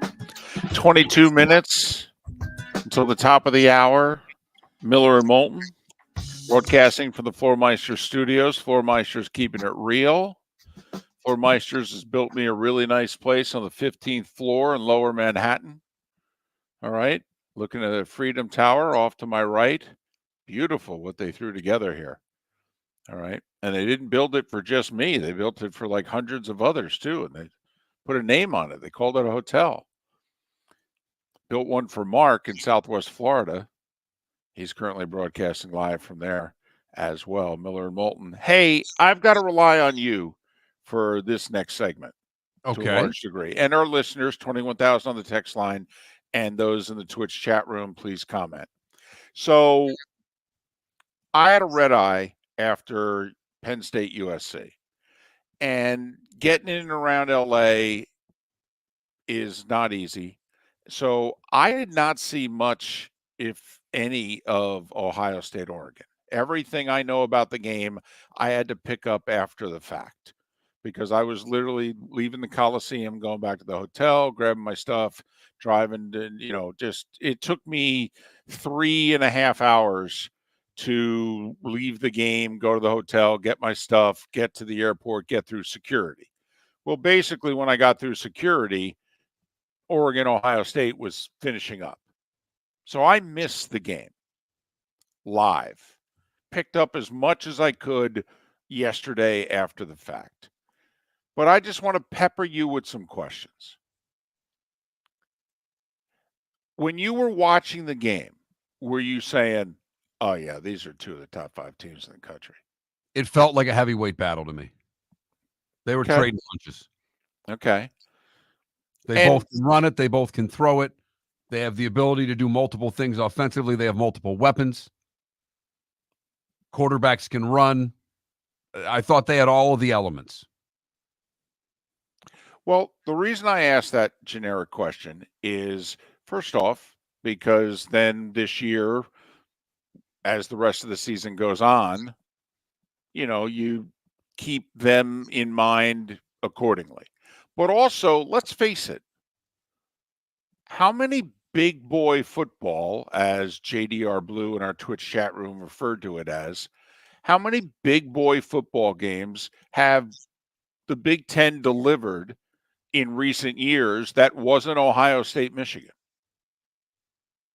So I think it's noteworthy for the Big Ten that they brought in one of their newest members, and you were watching the game going, oh, yeah. Because then, Mark, I mean, let's face it, who's the Big Ten comparing themselves with? The SEC, of course. And when you were watching the game, were you thinking, oh, yeah, this is what I've been watching at 3:30 on Saturdays for the last 10 years? Well, and you say that because at the time I've got the Florida-Tennessee game on, I've got the Ohio State-Oregon game on, and I've got the LSU-Ole Miss game on. And the Ohio State-Oregon game was the best played game of the three. Now, Florida and Tennessee, Florida did what they did. But LSU and Ole Miss didn't seem to have the same moxie to it that Oregon, Ohio State did. Okay. It seemed like the football was just a touch better being played in Eugene than in Baton Rouge. All right. Second question that I have for you and all our listeners. Did Ohio State screw it up? Like when the game was over, did you go, man, Ohio State should have won this game. They screwed it up. Or was it just a really good game between two really good teams and they ended up on the wrong end of it? I can answer yes to both. I mean, they did. No, because David, people want to blame the last play for him sliding, the Dak Prescott slide being late. It was the play before in the OPI when the clock started and no one seemed to pay any attention to the clock starting, and they ran off 12 seconds there that they would have desperately been able to use. Okay. That was the screw up to me. It wasn't the last play. It was the second to last play. All right. I need to stop you and go back. First off, was it offensive pass interference? Yeah. Okay. So you had no problem with the call? Nope. Okay. Secondly, does college football need to have a rule change because of what Dan Lanning did on the second to last play, which was seemingly intentionally put a 12th man on the field? And the genius behind it is, I got 12. I'm going to prevent a big play here. All right. You have very little time remaining in the game. You probably need to make your big play right now. I'm going to overload the field with players. Yes, I'm going to get a 5-yard penalty. So what? Half the remaining time in the game is going to come off the clock, and I'm trading it for 5 yards. I'll do that every time. Hell, I might even be willing to do it one more time. And I'm just wondering, Mark, is there anything legislatively, if you will, to fix that loophole, or does Dan Lanning just deserve credit? Either he unintentionally put the 12th guy on the field and he literally pushed him and said, get out there, in which for some reason they thought they had 10, or he intentionally did it because he traded a second per yard. And with 12 seconds left in the game, that's a hell of a trade to make. Legislatively, the only thing you could really do, David, is say on a 12 men on the field penalty for the defense that the time goes back to what it was before the play started. What I wonder going forward is, do you have to blow the play dead at the snap? That in the final minute or two, you know how we have different rules in the final 2 minutes. Okay. Going forward, I'm wondering in the final 2 minutes, if the defense has too many men on the field, do you blow the play dead at the snap? Just give like them the 5 yards and start the play again? And then Yes, you get the 5 yards with no time off the clock. Then this way you can't do it strategically. Remember, and it was Joe Paterno and Pat Fitzgerald, Penn State, Northwestern, and Fitzgerald knew the loophole that you keep committing the procedure penalties and they mark off the 5 yards and then they start the play clock again. And Penn State, with like 3.5 minutes left in the game, didn't have any timeouts left. And Pat Fitzgerald committed like 5 procedure penalties in a row and ran out the clock. And Joe and Penn State were furious, but he took advantage of the loophole. They closed it when that season was over. I'm just wondering if this is a loophole that Dan Lanning exploited, in which, it's one of we talk all the time about little things that we have in our back pocket that Dan always, just like, fouling in the final 5 seconds of regulation, you don't let him shoot the 3. Did Dan Lanning, a defensive coach, always knew, if I get in a situation with 10 or so seconds left, I'm going to intentionally put 12 men on the field. Okay, they're not going to be able to do anything, and I'm going to burn 5 to 7 seconds off the clock, and they're going to be left with nothing but a Hail Mary. And sure enough, he did it. So that's another thing. Third, people are using the C word with Ryan Day. Oh, another top 5. What's he, 1-7 now? The 2 stats that came out of the weekend, Daniel Jones is 1-14 in prime time, and Ryan Day is now 1-7 against top 5 teams. Well, first off, I mean, I'm curious how many coaches have a good record against top 5 teams. I mean, they're really good teams. But he's at Ohio State, so it's fair to go, don't know how many times he's at a talent disadvantage. Well, and how many times in those top 5 games was he not ranked in the top 5, if you know what I mean? It's a little different playing top 5 teams when you're Tulane. It's another one when you're ranked in the top 5. Well, you don't even have to be Tulane. I mean, quite frankly, you could be Ole Miss. I mean, I'll bet Lane's record's not really good against top 5 teams either. I'll bet you it's every bit 1-7. But, I mean, people are coming out, once again, Ohio State, a big spot, Ryan Day, they choked. I mean, can't you just get beat? I mean, somebody's going to lose this game, Ohio State, Oregon. I mean, they really are. We don't have ties anymore. I mean, somebody's going to. So was the storyline, Ohio State is going to choke or Oregon's not going to win in a big spot again? I mean, or is that just a cheap shot? Because I kind of have the feeling that people throwing the C word around towards Ryan Day and Ohio State today is a cheap shot. I think it is, David. I'm quick to go to that word. I never thought that word while watching the game.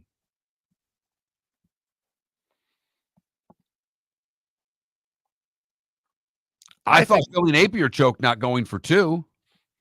I did as well. And these games are all going on kind of simultaneously. And I don't mean to just go back to the Gator game, but as I'm watching 3 football games where I thought the choke job happened was between the Gators and the Vols. And the reason, we all do it. We do it in the broadcast booth. We all do it sitting on our couch. When you're down 7, under 2 minutes to go, and the team is driving, once they get in the red zone, doesn't somebody in the room go, so if they score, you going for 2 here? I mean, you kind of make that decision beforehand, don't you? 100%.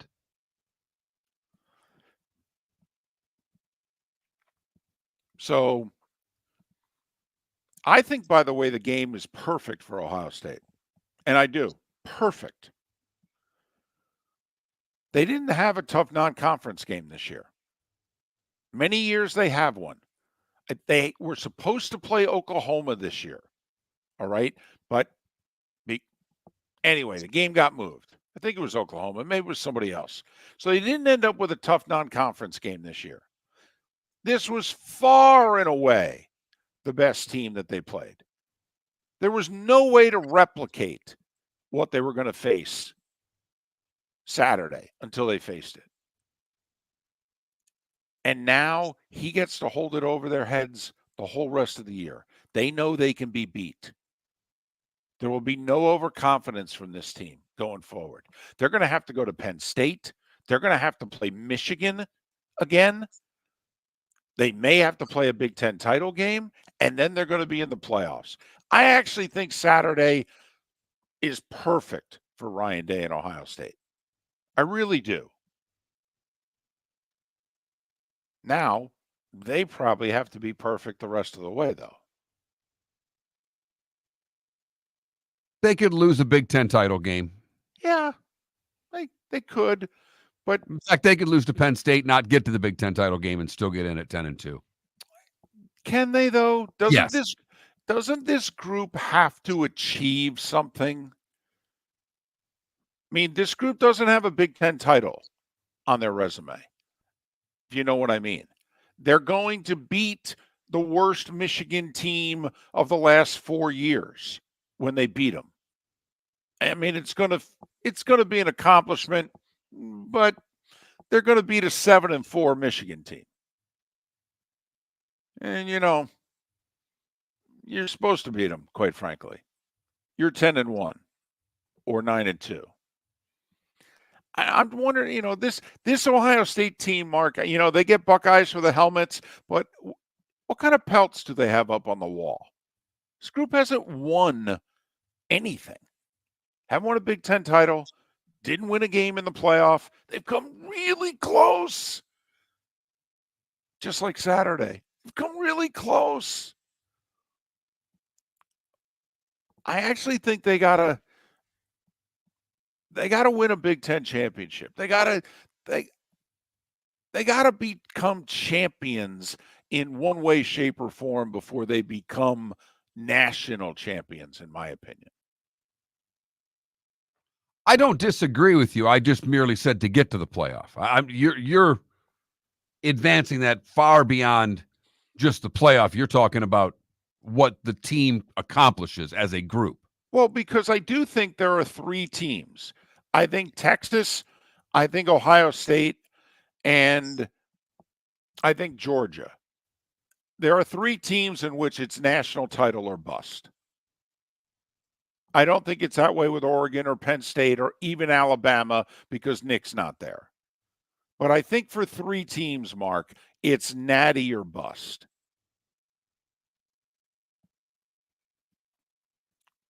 But I just want, since you saw it, and I only picked it up after the fact and trying to piece it together, Oregon, Ohio State, and the fallout. Miller and Moulton. If your commercial property was impacted by the devastation of Hurricanes Helene or Milton, 360 Fire and Flood is here to help. Whether you've been affected by the wind, water, debris, or need temporary power, our dedicated team of restoration experts is standing by to help restore and rebuild your property and your community. Call our national emergency phone number at 833-360-3334. That's 833-360-3334. Visit our website at 360fireandflood.com. Make sure you mention that you heard the ad right here on the Miller and Moulton Show. Gentlemen, as your wife mentioned getting new flooring, but you don't want to go through the hassle, well, go see the Floor Meisters in Naples next to Costco. They understand your time and money are important, so they'll make it as painless as possible. With a huge in-stock selection of carpet and Cortec, they can get you the floor your wife's been asking for. They carry wood, vinyl, carpet, and tile. If you do it yourself, no problem. They can handle that as well. So go see TJ at the Floor Meisters and tell them, just keeping it real.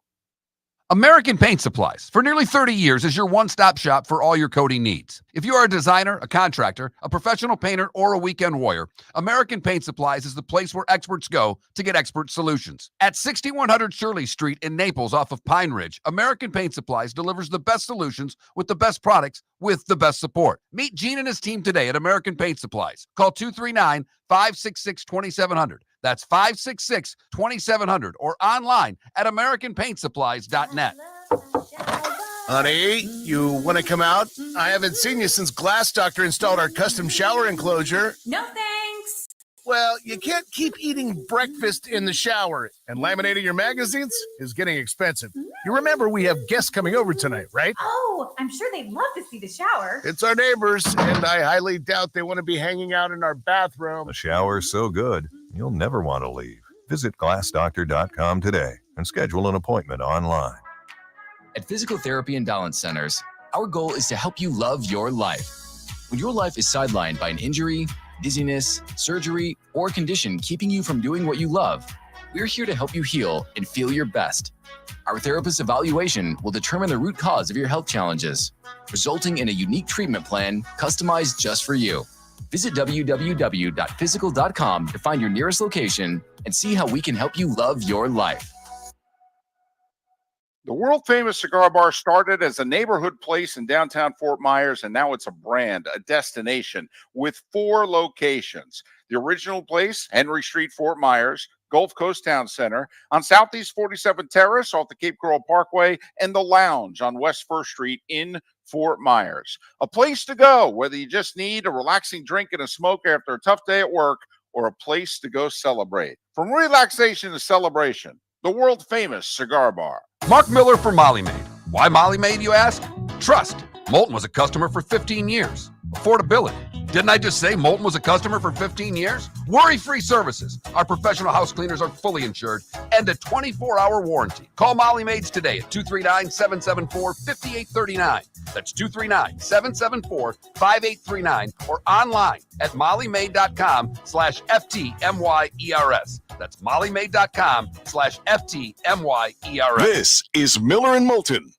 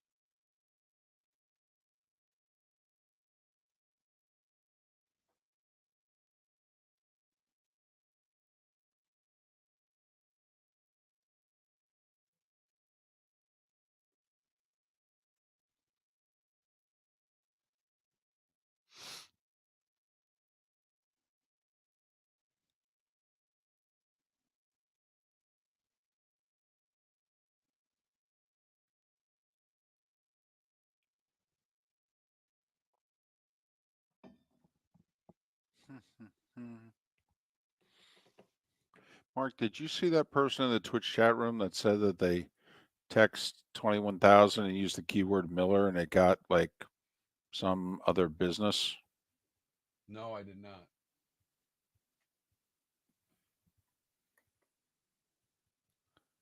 Well, they might have got confused because it does send back the third act.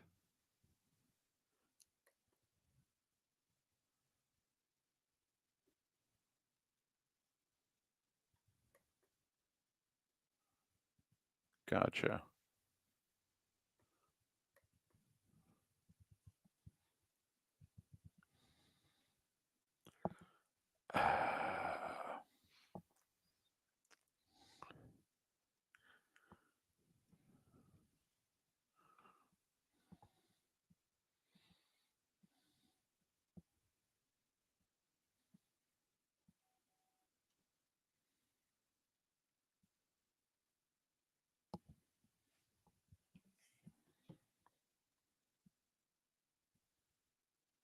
We haven't even brought up UCF yet. Well, and with good reason.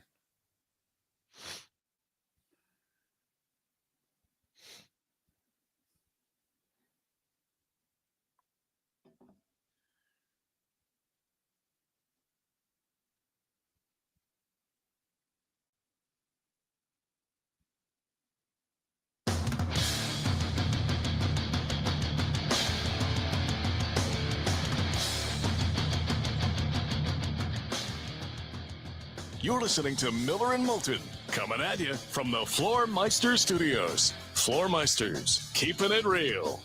And now, here's Mark Miller and David Moulton. And we're halfway home for those in the 239 and the 904. For those in Lake City and Charlotte County, we're entering the final hour of Miller and Moulton on this Overreaction Monday. Thanks so much for being with us. Miller and Moulton, millerandmoulton.com, Miller_Moulton on X, brought to you in part by American Paint Supplies. Very little baseball on the show so far today. Maybe it's because we're down to 4. 2 games today, though, 4 and 7:30. Both New York teams are involved. Mets early, Yankees late. Sorry about your Tigers. Yeah, it was house money. I really wasn't. I was bummed out when the grand slam got hit, but it provided me a lot of fun in October that I did not expect to have. So certainly no ill will towards the Tigers and what they provided their fans this year. It was a very surprised run and very much appreciated by the fan base.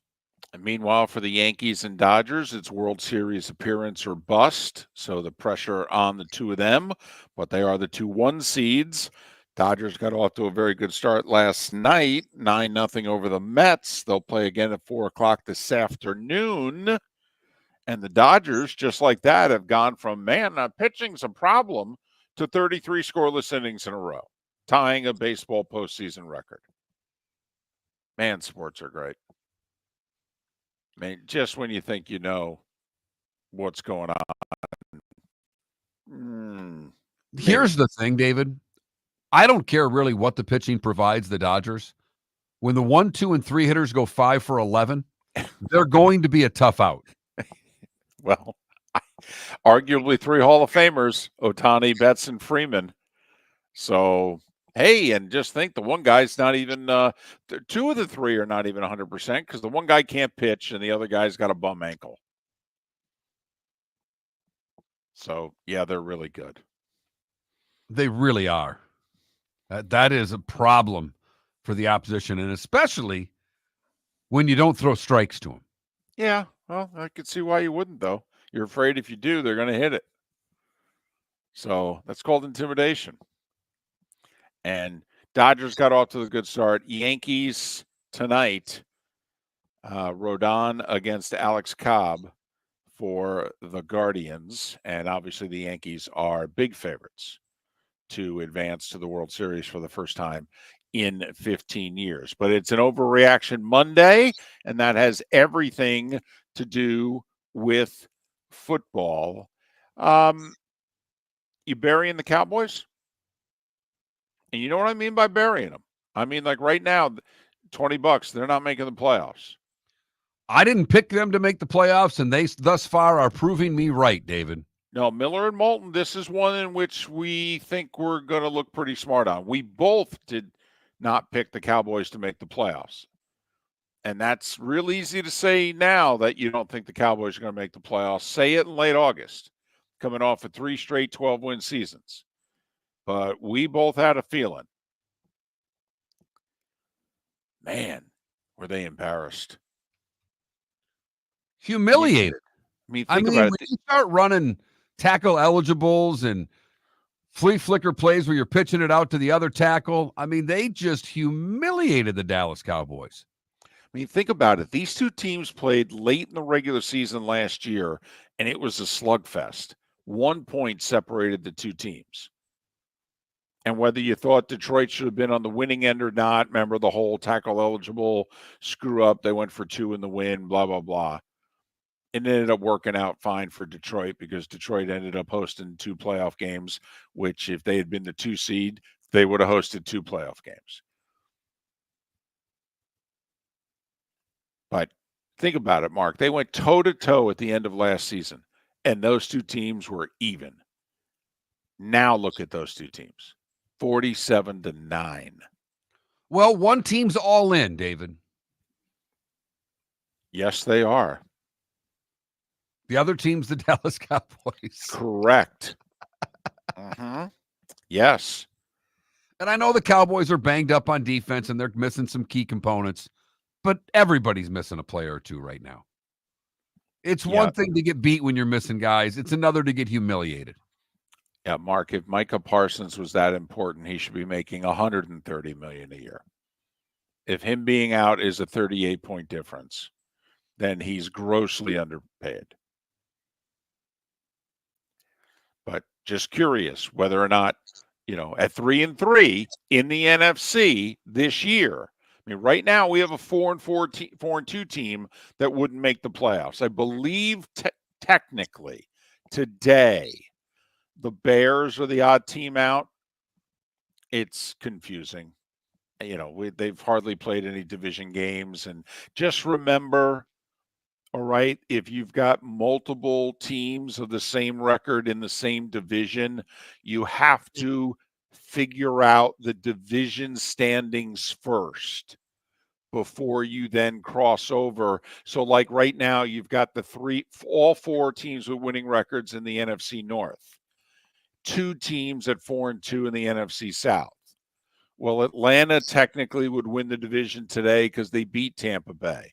So Tampa Bay is a wild card team. Tampa Bay then is competing against the wild card teams in the North. Well, you have to, where are the Packers and the Bears? One's in 3rd, one's in 4th. Okay. So just remember when you're competing and who's going to get, you have to figure out the division standings first before you do the crossovers. So anyway, as somebody who has pulled over on the side of the road and figured out NFL tiebreakers before, Mark, all right, I just thought, I'd give a helpful hint if you don't In already David, know. we trust when it comes to this stuff. In David, we trust. Whether you should or not. But it is interesting that one team lost a game to fall to 3-3, and people are writing their obit. Meanwhile, the team last night won a game to improve to 2-4, and people are talking about them as if their chances, the Bengals, are better than those of the 3-3 Cowboys. I get that. I do. Dallas is what's their dimension on offense? CD Lamb? I'm serious. What's their dimension on all? To say they're one-dimensional is disservicing to all the one-dimensional teams out there. They have one guy.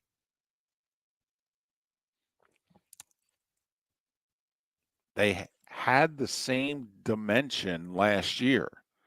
He not only led the league in catches, he far and away led the league in targets. And sometimes we, and I don't mean Miller and Moulton, we, the collective media and fans, can be right. The Cowboys didn't diversify during the offseason. And contractually, they tripled down on their 2, 3, 4 best players.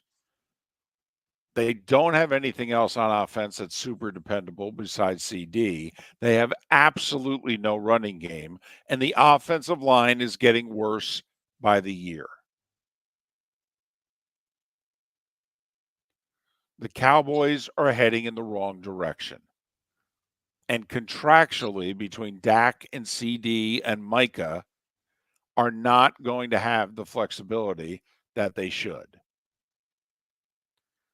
Mark, you could argue the Cowboys have peaked here in the 2020s. You could argue they've already fielded their best team. I mean, CD Lamb got almost half the targets last night. Mm-hmm. Yeah. 33 passes, and Cooper Rush came in garbage time, but Prescott threw 33 passes. 14 of them were to CeeDee Lamb. Yeah, basically every other time he drops back, he's looking at CD. They got a nice tight end, and that's about it. Mm-hmm. And to your point, they have no running game. None. No. Offensive line's getting worse. Their running back room is bad. I mean, they brought Zeke back. Yeah, everybody loves Zeke in the locker room. The best pickup of blitzer out of the backfield in the league. Yeah, he's shot. He ain't a number one. Hell, I don't know how much of a number two he is anymore. And he's your best back? Yeah, they're in trouble. They're in trouble. They have to win games with defense, and their defense seems to be total hit or miss with nothing in between. So just wondering, just right now, are the Cowboys, you putting a fork in the Cowboys? You can't go back, by the way. Like when we say, like tonight, if the Bills win, I'm putting an X next to them that they've won the AFC East. I can't go back on that. When the Texans beat the Jags 2 Sundays ago, I put an X next to the Texans. Now, I think I'm going to end up being right, but I can't go back on that.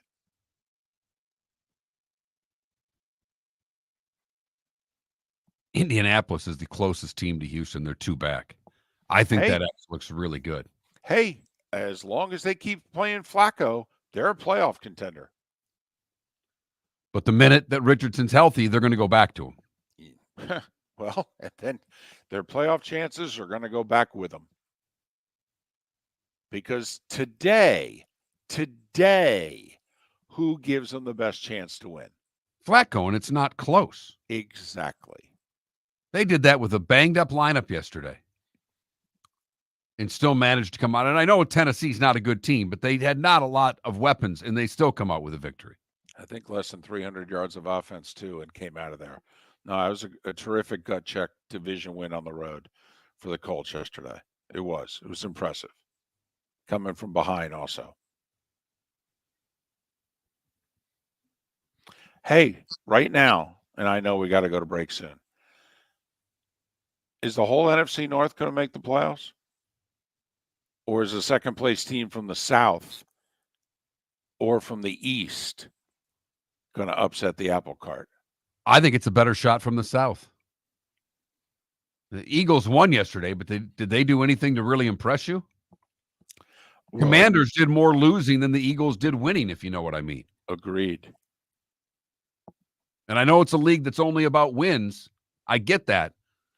But boy, oh boy. Yeah, it's not a hot mess in Philadelphia, but it is a really warm one. Are you suffering from neuropathy? Do you experience stabbing pain, numbness, tingling, or burning in your feet? Are you tired of sleepless nights and avoiding life due to pain?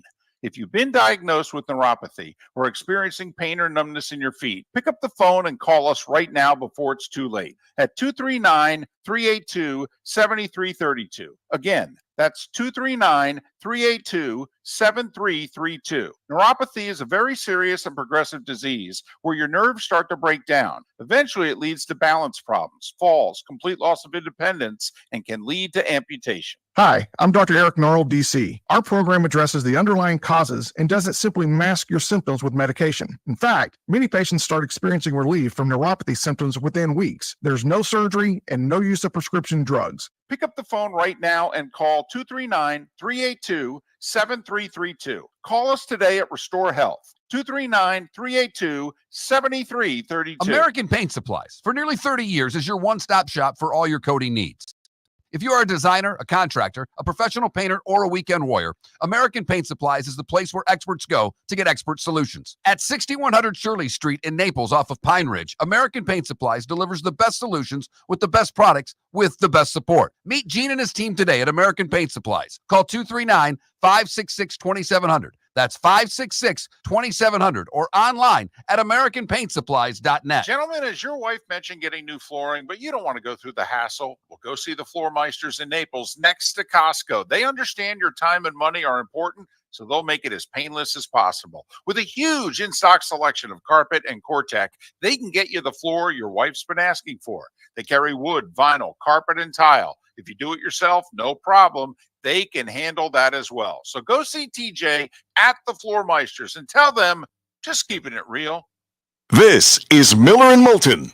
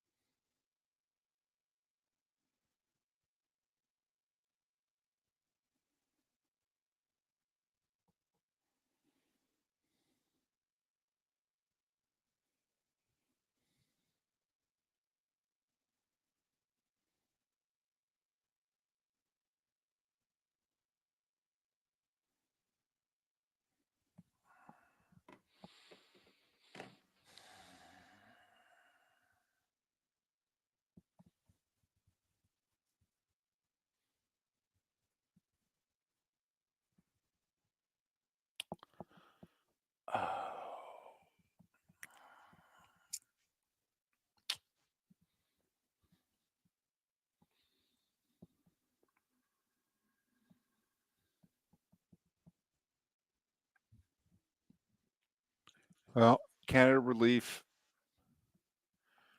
you tell me the leverage that the Niners have.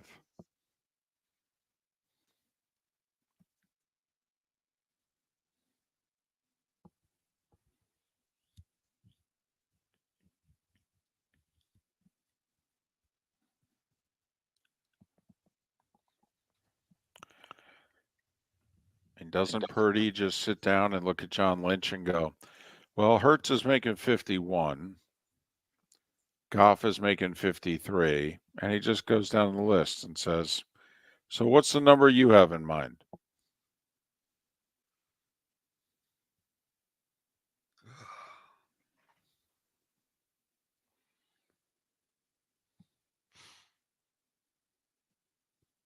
I think Frank might be playing the 18th today, David.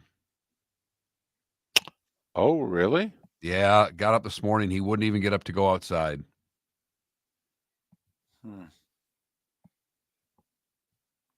So Eve's taking him to work to figure out what's going on. Now he's got something going on with one of his legs. And she's like, what are we going to do? I said, you know what we're going to do.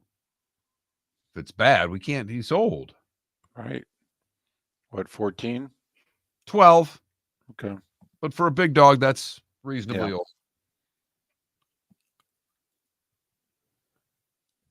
But it's funny. She says, you got to talk to Maddie and prepare her.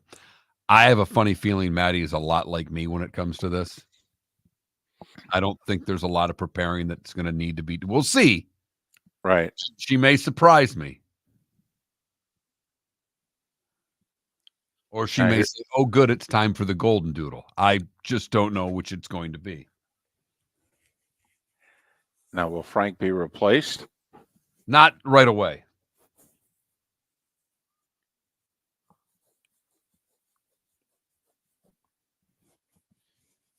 Do we know where the Jag collar is? Yes. Okay.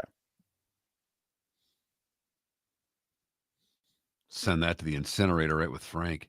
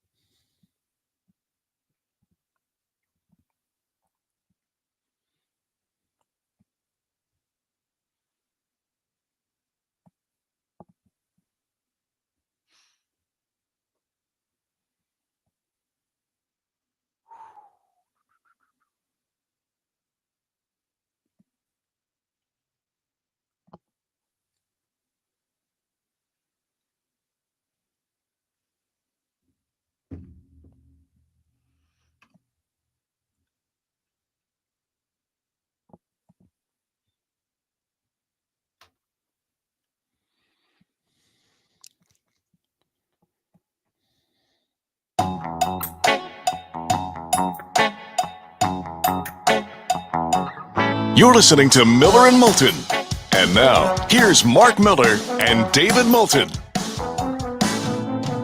21 minutes past the hour. David Sampson and Pat Kerwin to join us tomorrow on Miller and Moulton. But you know how we do Mondays, mostly just you and us. 21,000 is the text line. If you haven't texted in a while, keyword Miller to get you through. Twitch chat room, twitch.tv/Miller and Moulton. You get to see us and you get to comment accordingly. Good luck, by the way, taking on those in the Twitch chat room. They've been a while.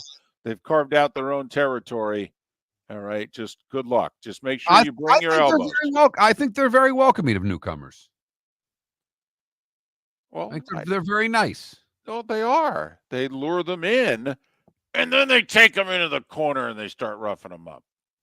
It's funny, David, you had asked earlier in the show for people to send in their rankings, to try to have no bias and just put their rankings together. Man, do people have no faith in Penn State. I'm not kidding. We didn't get one ranking of Penn State higher than 5. Most people had them 8, 7. No trust at all in the Nittany Lions. So people would do, and if you're just joining us, last hour I challenged all of us to come out with a top 20, if you will, right now in college football and pretend it's the first poll of the year. Be as unbiased as possible. And we all know preseason polls have been out for 2 months, and polls came out yesterday, and you probably know where certain teams are ranked. Throw it all away. Clear your mind. And you write down a top 20 for the first time this year based on what you've seen for half the season. Not reputation, but from what you've seen. Like your gut feeling, Mark. Alabama. Think of the last 3 weeks. Beat Georgia, lost to Vandy, barely survived South Carolina. Destroyed Western Kentucky, destroyed Wisconsin, albeit Wisconsin's quarterback blew out his ACL on the first quarter of the game, struggled with South Florida, a South Florida team that right now is reeling. Yeah, that Miami loss hit them hard. They have not recovered. They've At all. gotten whacked twice since the second half of Miami. Yes. Last 10 quarters have not been good for South Florida. And yet I could argue an hour or so to the east on I-4, it's been worse. It's a great point. I mean, They lost to Cincinnati on Saturday. And only scored 13 points. Correct. Yep. They've lost 3 in a row, and they're looking worse every week out. And this was supposed to be a pretty good team. This was supposed to be a 7-8 win UCF team where they climbed up into the middle of the Big 12 standings. Yeah, that's not happening at all. But we digress. Penn State, Alabama, I would have probably between 9 and 12. Would you have Penn State ahead of them? Oh, yeah. Even though, in fairness, Penn State struggled for a long time with UCLA, and Penn State trailed, was it Bowling Green in the fourth quarter at home? You know, and Penn State, now they took care of West Virginia week 1. They did at West Virginia. Who's not it's an average team at best. Yeah. Yep. They got a lot of attention, but now upon further review, West Virginia's, they're okay. So you'd the have more Bama. Interesting team to me, David, is Notre Dame. Okay. Because they have that horrific loss to Northern Illinois. Yep. But the A&M win looks a little better now. It should. And they've not played anybody else, really. Louisville's okay. They are. Louisville's, what are they? Louisville's a solid. They're 4-2. They're probably going to win 8 games. Louisville's a solid team. They're a top 40 team. Right at about 40. Yeah. So, I mean, I'm just saying that, they've got a what do you pulse. make of Notre Dame? That's the question. Well, if I'm a Notre Dame fan, I'll say this. The SEC beating each other up, love it. Keep at it, boys. Keep at it. Because I need you guys to create as much wiggle room for me as possible. Let me ask you this. How much credit are you going to give Notre Dame if they beat the 2 service academies? I knew I shouldn't have brought up Notre Dame because I knew you were going to ask that question of me. They're ranked. I know. Put different names on them. Okay, once again, so you're going to let the bias. And listen. No, it's not bias but they're playing with smaller guys. It's like a 1AA school, for crying out loud. They're doing unbelievable things, and it's great for college football that they're both ranked, David. It really is. But the measuring stick for Notre Dame's the service academies? Well, I mean, Mark, first off, I think Navy's a little bigger and more athletic than you think. Now, are they Notre Dame big and athletic? No. But I think Navy's a little bigger and more athletic than you think. I will make the argument on a short week, those 2 teams are tough to prepare for. I mean, because you don't see those offenses. There's somebody that I know that knows football pretty well, okay, who's never been on this show before. He worked a Navy game earlier this year. He says it's as diverse and difficult an offense to stop as anything he's ever seen. He goes, and they have enough talent this year where they can beat anybody on their schedule. But I'm just curious, it's not just you, it's everybody's gut feeling. How much credit are you going to give Notre Dame for beating the 2 service academies and Georgia Tech? If, in fact, that's what they do between now and Thanksgiving Saturday when they play USC, because you know what I'm getting at. Does Notre Dame have any wiggle room? Well, if you give them credit for beating the service academies, if A&M continues to achieve, then to me, Notre Dame can lose at USC on November 30th and still be in the playoff.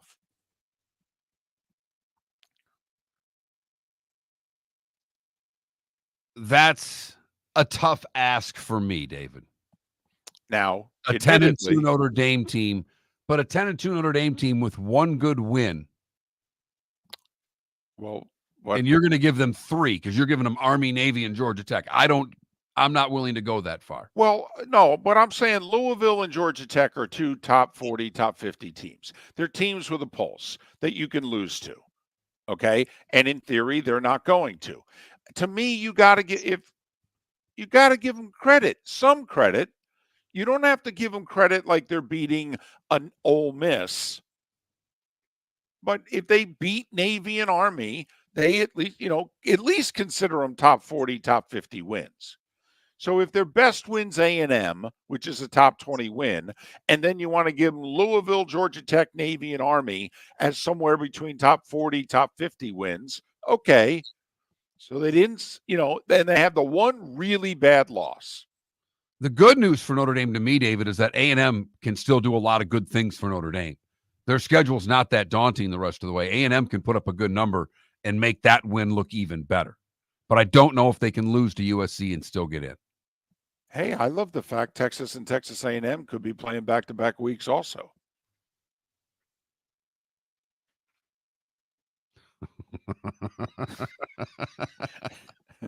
Oh, boy. Yeah, but the first one will be the bloodbath. That'll be the one in College Station.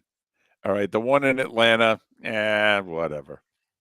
Gentlemen, as your wife mentioned getting new flooring, but you don't want to go through the hassle, well, go see the Floor Meisters in Naples next to Costco. They understand your time and money are important, so they'll make it as painless as possible. With a huge in stock selection of carpet and Cortec, they can get you the floor your wife's been asking for. They carry wood, vinyl, carpet, and tile. If you do it yourself, no problem.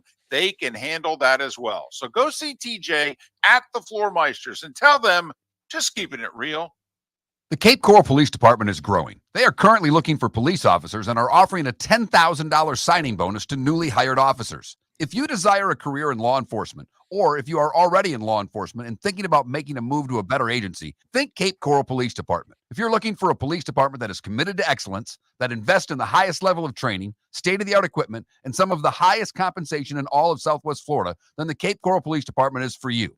Visit capecops.com. That's capecops.com. Visit Jason and Todd at the Diamond District. A natural diamond is the oldest artifact you will ever touch, and each is one of a kind. Jason and Todd at the Diamond District would like to meet you personally and share their love of natural diamonds and the positive impact of purchasing a natural diamond. We promise that in our vault sits the largest selection of GIA certified natural diamonds at the most competitive prices in the world. Jason and Todd look forward to shaking your hand and welcoming you to their Diamond District family. Is snoring bothering your spouse? Would you like to sleep in the same bed again? Do you know that snoring can affect your sleep cycle and cause lower testosterone levels? At Sleep Treatment Direct, we have easy solutions. We have a simple laser procedure that can improve snoring in 10 minutes. If you would like to get back in the same bed or are looking for a natural way to treat low testosterone, give us a call at 239-444-1741. That's 239-444-1741. Or go to sleeptreatmentdirect.com. That's sleeptreatmentdirect.com. Sleep Treatment Direct. Sleep safe and sound. This is Miller and Moulton.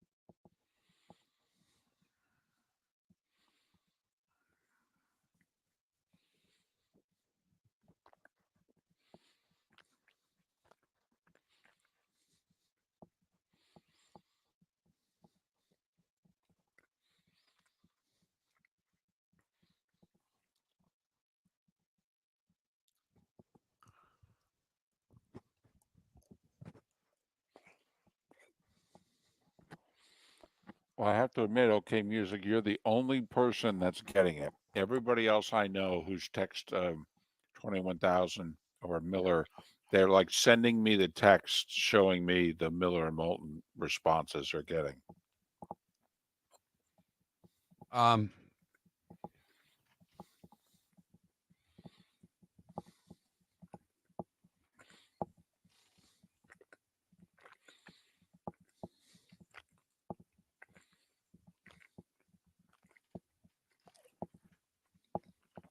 Send them there and I will deal with it. Thank you.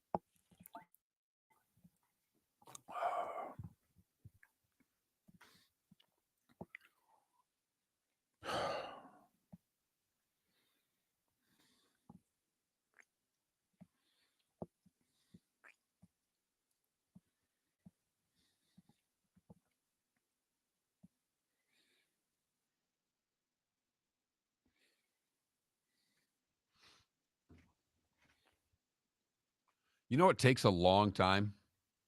Colorado football games. Yes, they do. Very quickly, Irish football, since Georgia and Tennessee play each other.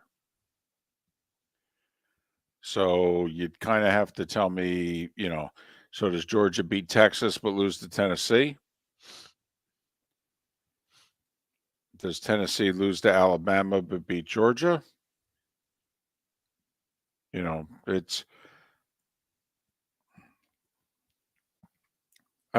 Why wouldn't all three get in with those records? Right. Sorry. 11-1 Notre Dame's obviously making the playoff. I think 10-2 Georgia's making the playoff. I do also. I think 10-2 Tennessee makes the playoff.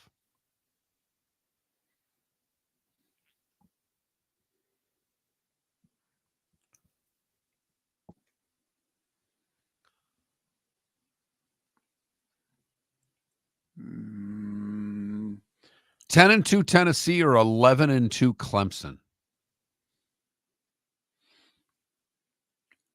So you're having Clemson losing in the ACC title game? Bingo.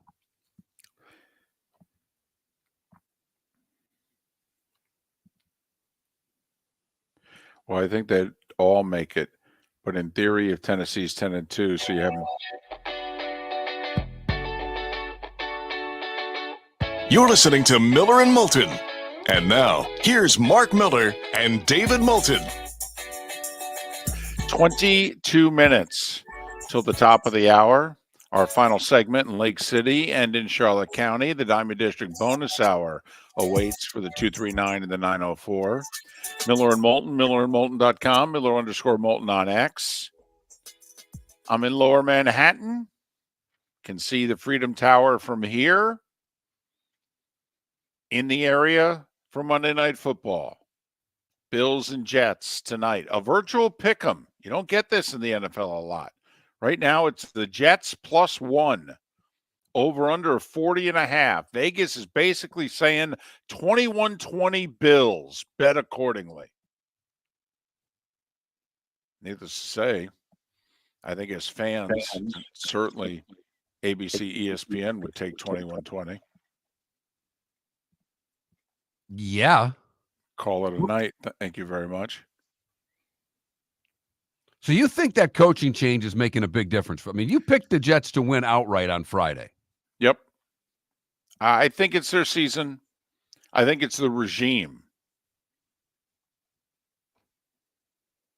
I think it could be the last big game of Aaron Rodgers' career. If he loses, I don't think he'll play in another one. I really don't. I think this season will fade away. They'll go 7-10 or something like that again, and he'll retire.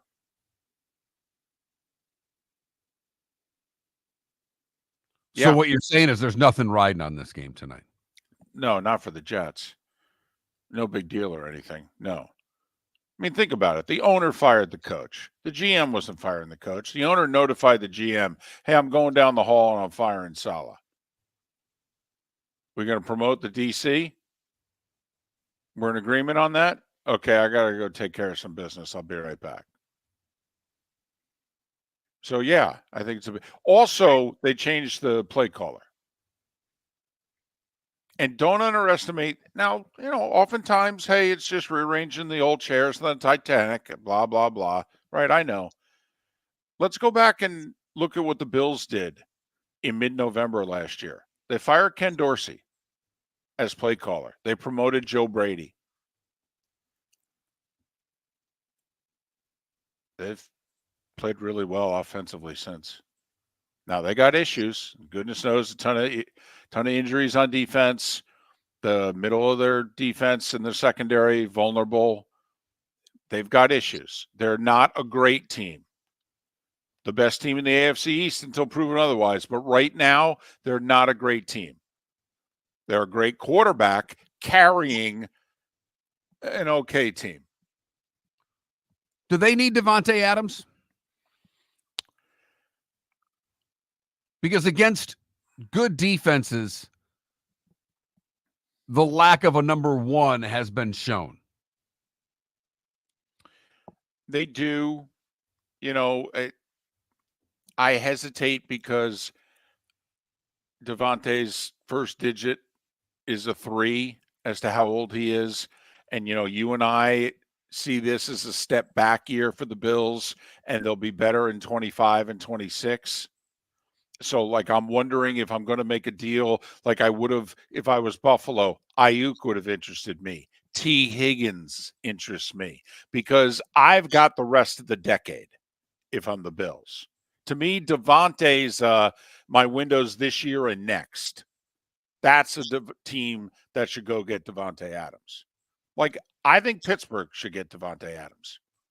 I think that defense is 2 years away from beginning to age out. Minka's not making impact plays anymore on defense. Okay. The 35, 36-year-old guy in the middle of that defense, I know they signed him to play a couple more years, but there's not going to be a lot of tread left on that tire when Hayward's done.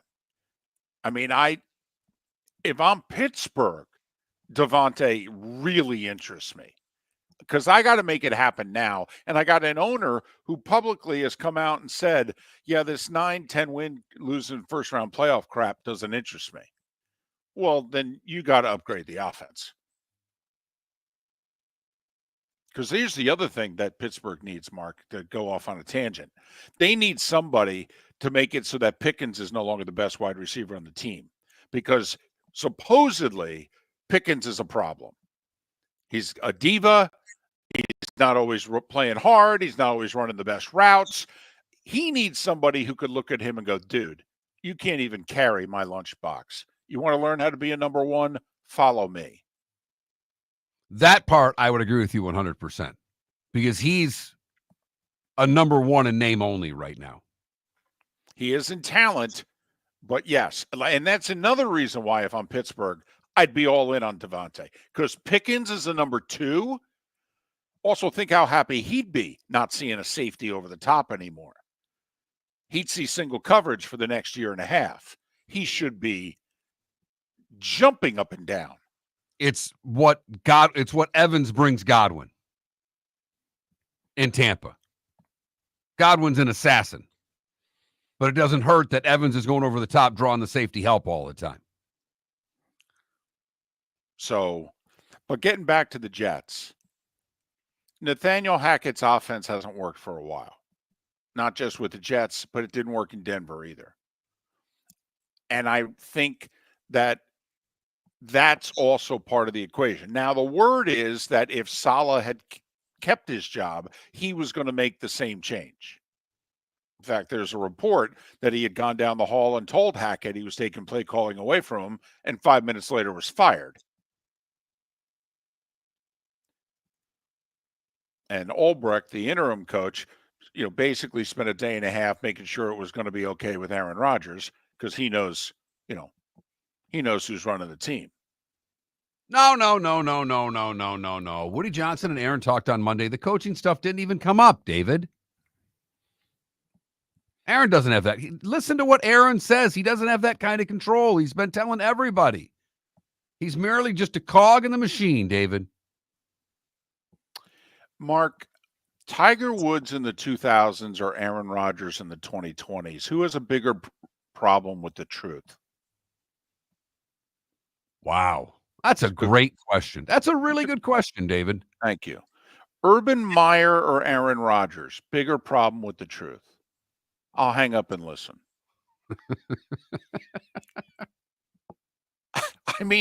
Either Aaron Rodgers is grossly misunderstood and is getting the most staggering bad rap we've seen in the last 20 years in sports. Or ...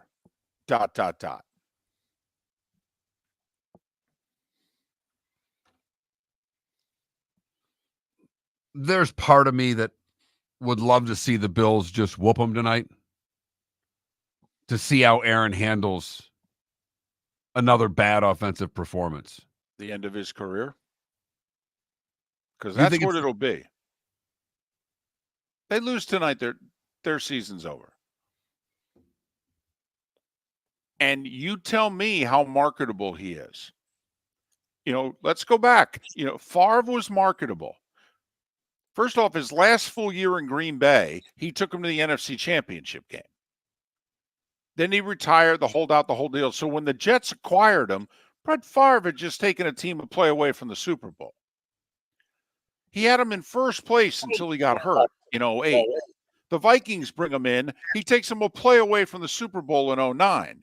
Brett Favre was delivering at the end of his career. Rodgers' last 3 years, 2022, down year.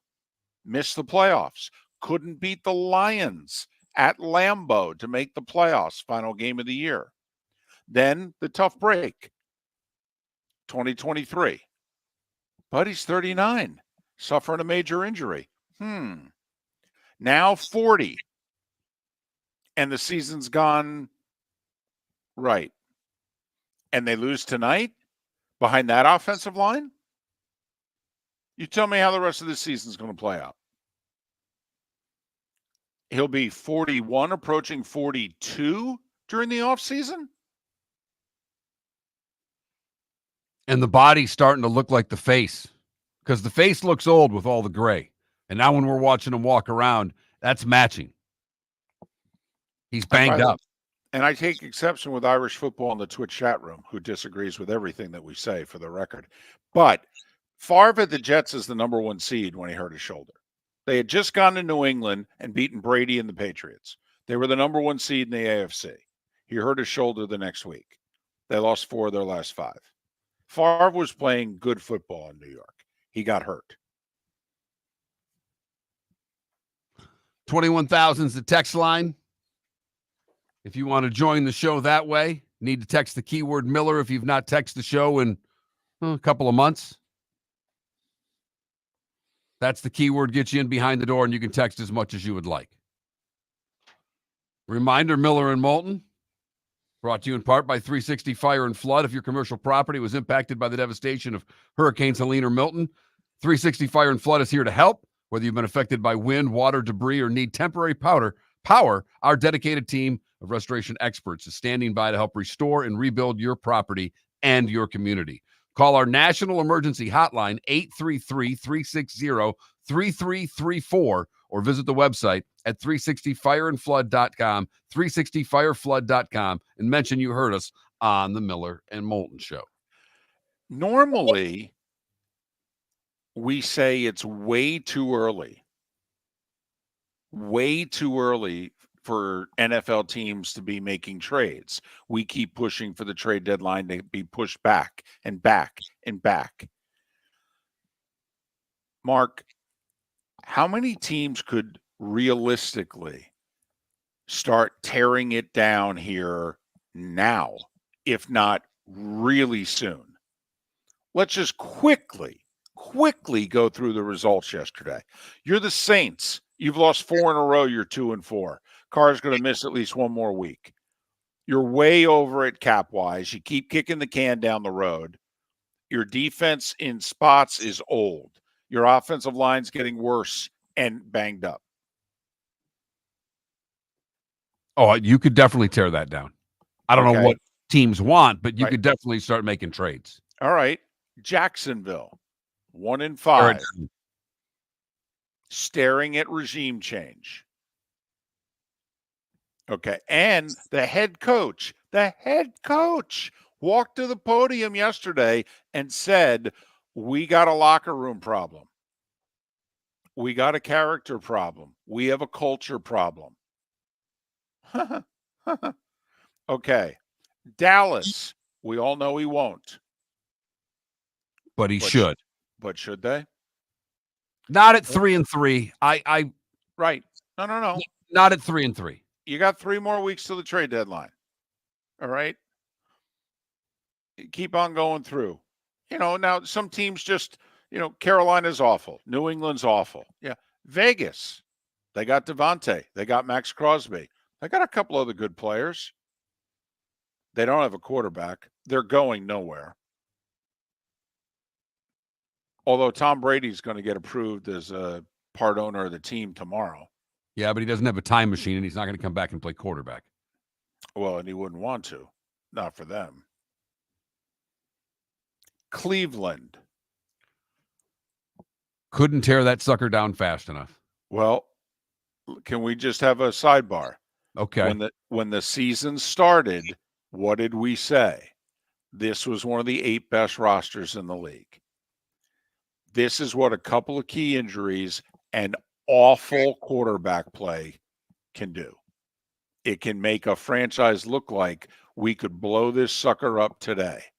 When the season started, we all were in agreement. At least Miller and Moulton were. This was one of the 8 best rosters in the league. Problem is you still have the same quarterback next year. Well, if you're Cleveland, do you need to do what Sean Payton did in Denver? Do you need to bite the bullet? I don't know if the owner will, but they should. Tennessee went out, picked up some veterans on defense. Tennessee went out and picked up some veteran wide receivers in recent years. I think D-Hop's in the final year of his contract. If you're Tennessee, first-year coach, second-year GM, you could start tearing that sucker. You don't have a quarterback. You might as well get in the best draft position to get one, right? Absolutely. They need to start over there because Will Levis is not the answer. And then there's the Giants. Now, I could make the case. They won't. And the GM and the coach are telling the owner, we're just a quarterback away. I will say there's a lot of video to back what they're saying up. Open guys all over the field, and Jones ain't throwing it to them. But there are a lot of teams in some really bad spots, and we're not even halfway through this season. Miller and Moulton, the Diamond District bonus hours next. American Paint Supplies, for nearly 30 years, is your one-stop shop for all your coating needs. If you are a designer, a contractor, a professional painter, or a weekend warrior, American Paint Supplies is the place where experts go to get expert solutions. At 6100 Shirley Street in Naples off of Pine Ridge, American Paint Supplies delivers the best solutions with the best products with the best support. Meet Gene and his team today at American Paint Supplies. Call 239-566-2700. That's 566-2700 or online at AmericanPaintSupplies.net. Wine glasses never fall over until you get a brand new rug. Oh no! Ketchup bottles act normal till you're wearing a new shirt. Oh, you kidding me? And rocks slide peacefully on the road till the day you get a brand new windshield. Then they fly up off the road and attack without mercy. That's why new windshields from Glass Doctor come with our windshield protection plan. Unlimited repairs and one replacement for 12 months. Don't just fix it, protect it. Glass Doctor, a neighborly company. Gentlemen, as your wife mentioned getting new flooring, but you don't want to go through the hassle, well, go see the Floor Meisters in Naples next to Costco. They understand your time and money are important, so they'll make it as painless as possible. With a huge in-stock selection of carpet and Cortec, they can get you the floor your wife's been asking for. They carry wood, vinyl, carpet, and tile. If you do it yourself, no problem. They can handle that as well. So go see TJ at the Floor Meisters and tell them, just keeping it real. At Physical Therapy and Balance Centers, our goal is to help you love your life. When your life is sidelined by an injury, dizziness, surgery, or condition keeping you from doing what you love, we're here to help you heal and feel your best. Our therapist evaluation will determine the root cause of your health challenges, resulting in a unique treatment plan customized just for you. Visit www.physical.com to find your nearest location and see how we can help you love your life. The world-famous cigar bar started as a neighborhood place in downtown Fort Myers, and now it's a brand, a destination, with 4 locations. The original place, Henry Street, Fort Myers, Gulf Coast Town Center, on Southeast 47th Terrace off the Cape Coral Parkway, and the Lounge on West 1st Street in Fort Myers. A place to go, whether you just need a relaxing drink and a smoke after a tough day at work, or a place to go celebrate. From relaxation to celebration, the world-famous cigar bar. Mark Miller for Molly Maid. Why Molly Maid, you ask? Trust. Moulton was a customer for 15 years. Affordability. Didn't I just say Moulton was a customer for 15 years? Worry-free services. Our professional house cleaners are fully insured and a 24-hour warranty. Call Molly Maids today at 239-774-5839. That's 239-774-5839 or online at mollymaid.com/FTMYERS. That's mollymaid.com/FTMYERS. This is Miller and Moulton.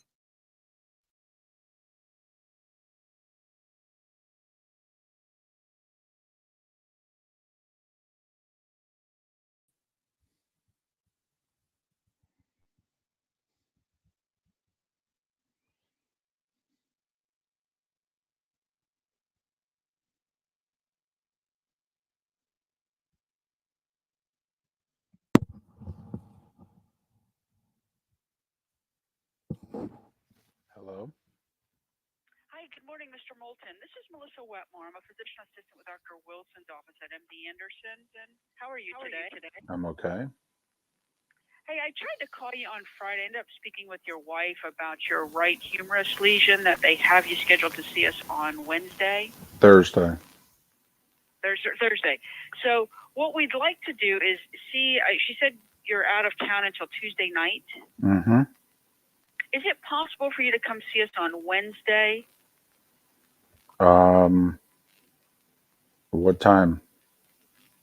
Let me look and see what's available on our schedule. We'll work you in anytime. We're here until about 12:30 or so on Wednesday. We can see you, we'll just work you in. If you can come before noon, we'll get x-rays and some lab work. This lesion looks very concerning that the bone may break if it doesn't already have a little crack in it and likely to need surgery. Try to see if we can even find a time Friday to do surgery for you. But the sooner we see you, the more we can Okay. talk to you about that. Sure. Can you give me 10 seconds? Absolutely. Takes time.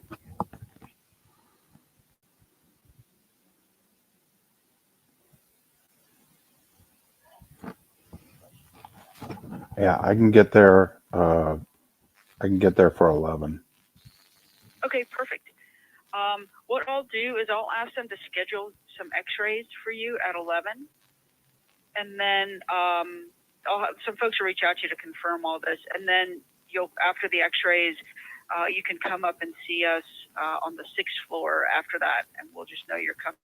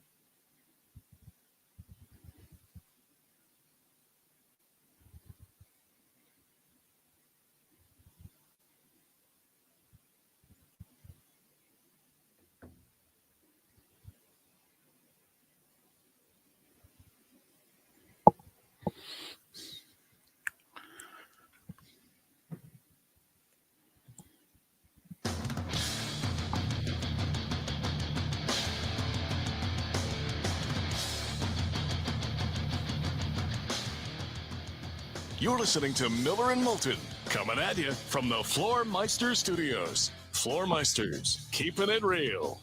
And now, here's Mark Miller and David Moulton. It's the Diamond District bonus hour. Miller and Moulton on this Overreaction Monday. Thanks so much for being with us. Miller and Moulton, millerandmoulton.com, Miller_Moulton on X. Obviously, an awful lot of football, a tremendous Saturday, and an interesting Sunday just in terms of how much offense there was, how many road teams won, and how many teams seemingly so quickly are an absolute mess. Usually it takes another month to get to the point where you're like, uh-oh, I think this season's over. Now, seemingly, Mark, for about a third of the teams in this league, it's like, uh-oh, this season's over. Now, whether it should be or not, that's a different story. You know, we've had Houston and Jacksonville the last couple of years. The year before that, we had the Eagles, who were 2-5 before finishing strong, sneaking into the playoffs and beginning this little run.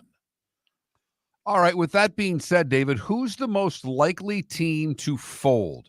Who's the team? You know, we had Arizona a couple of years ago get off to a 7-1 start and fizzle. We've had that before. So who's the team that you look at in the standings and go, this just is not real? This is paper mache. Well, you're right about Arizona. They started 7-0 that year, and they finished losing 7 of their last 11 and have not been competitive since. I mean, Mark, I'm probably a fool to say this, but do you think Sam Darnold could all of a sudden wake up again and turn into Sam Darnold? That was where I initially thought. That was the team that I looked at and said, when I asked you the question, my answer was Minnesota. But I mean, I might say Pittsburgh if they don't upgrade the offense. You know, like Najee gave him a 100-yard game yesterday, and now everybody thinks he's going to be Jerome Bettis for the rest of the year. You know, if you know what I mean. I mean, they beat a bad Raiders team. And offensively, they're not getting it done. They finally broke through and did a little something against the Raiders. Yay! And their schedule's brutal coming up. Absolutely brutal. You know, they got a couple of more wins to stash in the column before they could lose 5 out of 6 with their schedule, because the defense, can it really continue to win games at the rate that they're winning games? And that's why, David, when you look at the Vikings, it's tough to pick them as the team that this is going to happen to. Off the bye week, they get the Lions. Even if they lose that game. At the Rams. What do the Rams have? 1 win right now? Home for the Colts. At the Jags. They're despicable. At the Titans. I mean, they got a 3-game roadie. Jags, Titans, and Bears. Okay. Then 3 at home. Cardinals, Falcons, Bears. I mean, Minnesota can just play average, and they should win 60% of their games with who's in front of them. But your question's a fair one, because what is it that many were saying about the Saints a little more than 3 weeks ago? Remember, got off to the 2-0 start. They scored 90 points or whatever it was. They scored on 15 consecutive possessions over 2 games. Haven't won since. Hell, Andy Dalton took over the Carolina offense in the first 6 quarters he was in. They looked good. Now, we all know it's a bad team with a bad roster.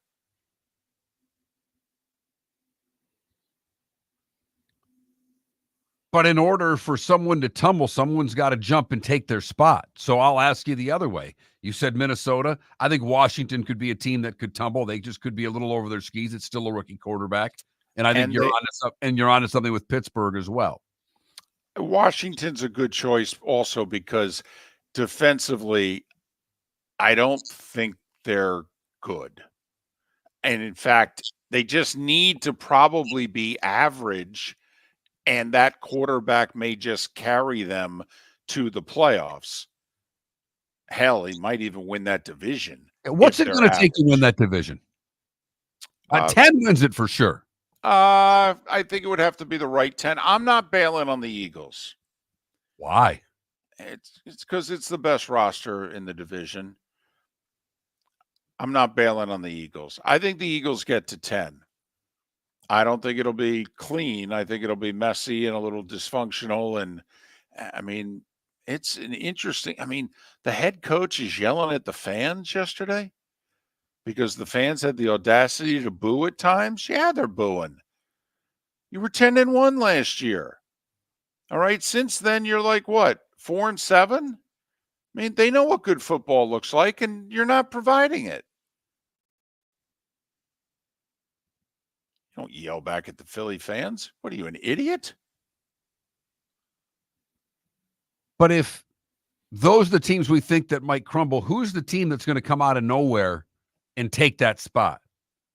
Who's the 2-4 team that can come up and grab a playoff spot? I mean, the Giants are 2-4. Cincinnati. I mean, the Saints, the Cardinals, the Rams, the Panthers, maybe Cincinnati. The Dolphins are 2-3. Are we counting them out? No, not until we know what the deal is with Tua. Because think about it this way. What if the Jets win tonight? Then the Dolphins are tied in the loss column for first place in the division. They got how many more games without Tua, potentially? 1? I mean, if all of a sudden it's going to become the right combination of 9 wins you a division title and gets you a home playoff game, I mean, the head coach finally showed us something their last game, Mark. He ran the ball 41 times.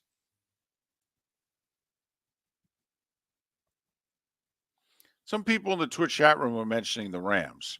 And you know my thought that if the Rams were healthy at the beginning of this year, I thought they were a playoff team. But they've been wounded since before the season started. And I don't know if they can get healthy. Lines banged up, receivers are banged up. They would need to get everybody back to go on some sort of run. And I don't know if that's possible. But, we mentioned Philadelphia in 2021, I believe it was, maybe 2020. They were 2-5. And they began to figure it out. Finished 7-3, snuck into the playoffs. That's what the Rams would likely have to do, something like that. And if they get healthy here soon. Because it looks like it's going to be 10 in the NFC for sure. It looks like you're going to need 10, yes. And you haven't needed 10. 9 has been the tiebreaker here in recent years. But right now, when you have a 4-2 team that would miss the playoffs, you're going, got to get to 10. And then it might have to be the right 10.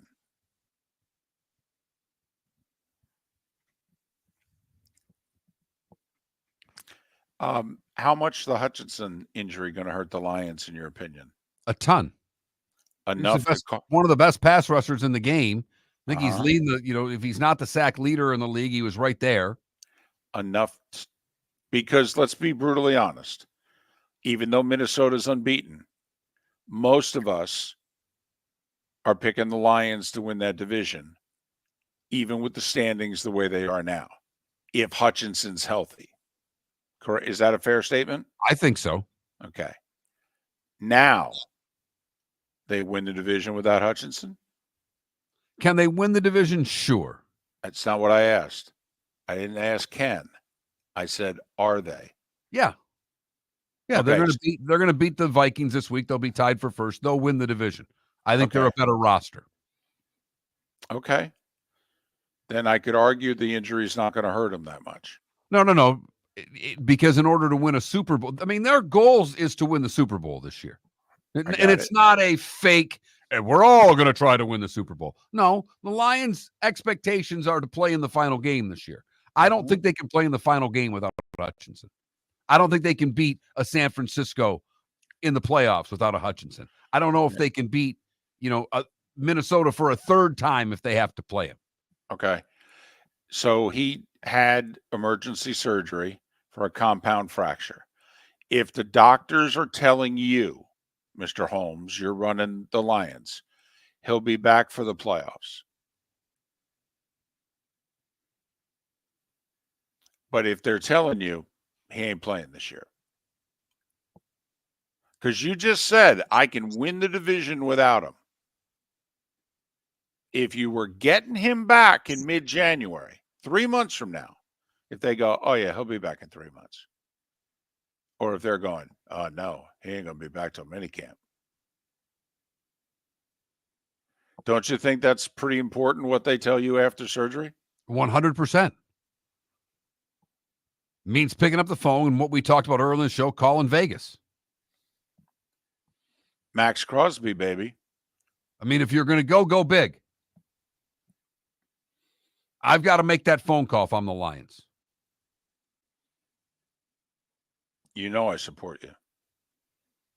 I'm told because I would make that phone call whether or not I think I'm bringing Hutch back in the playoffs or not. I make that phone call just to reassure the room that we're all in. This is walk right down and say, the guy in Dallas that we just pounded may have said he's all in. This is what all in means. Here's Max Crosby. Welcome to Detroit. What if the Raiders say, hey, can you hold on 1 second? Hey, the Lions are desperate. They offered up a first for Max. And somebody in the back of the room goes, yeah, get him to throw in a third. Because if you're the Raiders, in theory, that's what you should do. Now, it doesn't have to be a 2025 third. It could be a 2025 first and a 2026 third. Done. So you are all in. You're talking about bringing a Hall of Fame pass rusher to your team for a first and a third. Quit messing around with these damn draft picks and try to win a Super Bowl, for crying out loud. Mark, I can't support you any more than I do right now. You know that. I'm just asking, though. I got to ask the questions, boss. Okay? You can answer them however you want. Miller and Moulton, millerandmoulton.com. American Paint Supplies, for nearly 30 years, is your one-stop shop for all your coating needs. If you are a designer, a contractor, a professional painter, or a weekend warrior, American Paint Supplies is the place where experts go to get expert solutions. At 6100 Shirley Street in Naples off of Pine Ridge, American Paint Supplies delivers the best solutions with the best products with the best support. Meet Gene and his team today at American Paint Supplies. Call 239-566-2700. That's 566-2700 or online at AmericanPaintSupplies.net. Mark Miller for Molly Maid. Why Molly Maid, you ask? Trust. Moulton was a customer for 15 years. Affordability. Didn't I just say Moulton was a customer for 15 years? Worry-free services. Our professional house cleaners are fully insured and a 24-hour warranty. Call Molly Maids today at 239-774-5839. That's 239-774-5839 or online at mollymaid.com/FTMYERS. That's mollymaid.com/FTMYERS. The Cape Coral Police Department is growing. They are currently looking for police officers and are offering a $10,000 signing bonus to newly hired officers. If you desire a career in law enforcement, or if you are already in law enforcement and thinking about making a move to a better agency, think Cape Coral Police Department. If you're looking for a police department that is committed to excellence, that invests in the highest level of training, state-of-the-art equipment, and some of the highest compensation in all of Southwest Florida, then the Cape Coral Police Department is for you. Visit capecops.com. That's capecops.com. Gentlemen, as your wife mentioned getting new flooring, but you don't want to go through the hassle, well, go see the Floormeisters in Naples next to Costco. They understand your time and money are important, so they'll make it as painless as possible. With a huge in-stock selection of carpet and Cortec, they can get you the floor your wife's been asking for. They carry wood, vinyl, carpet, and tile. If you do it yourself, no problem. They can handle that as well. So go see TJ at the Floormeisters and tell them, just keeping it real. This is Miller and Moulton.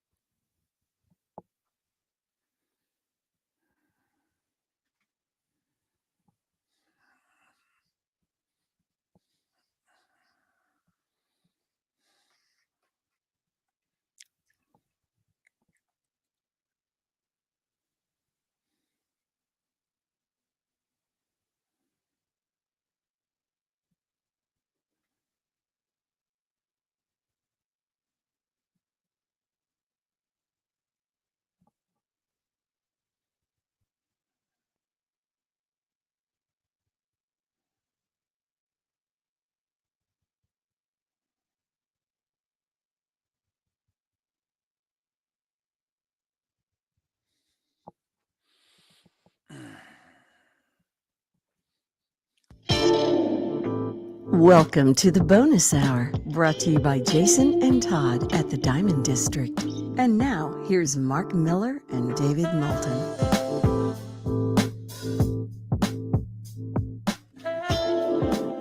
21 minutes past the hour. Miller and Moulton, MillerandMoulton.com, Miller_Moulton on X. It's the Diamond District bonus hour. Brought to you in the Floormeister Studios. Floormeister's next to Costco in Naples. Floormeister's keeping it real. So there's no one that compares with Mahomes right now in the league, right? I don't believe so. Okay. I don't disagree. But from a numbers standpoint, do you know that Josh Allen has accounted for one less touchdown than Mahomes in the first 7 seasons of their respective careers? Now, Allen does it running and passing, and Mahomes does it predominantly passing. Okay. Do you happen to have turnover numbers there and compare Mahomes and Allen turnover ratio? Well, there's no doubt that Mahomes is better. Okay. Josh has been top 5 in the league in turnovers. You know, Allen's got a Favre quality to him. There's no doubt. But you know, I mean, we know he's a big part of why Buffalo's been special these last few years. We know he, at times, is a one-man show. But the numbers are stunning. I mean, you know, he's not as accurate sometimes as you'd like him to be. He turns it over more times than you'd want him to be. He's asked to do a lot more. Do you know he's 3rd all-time in rushing touchdowns in Bills history? That's a staggering number right there. He's 2 behind O.J. Simpson.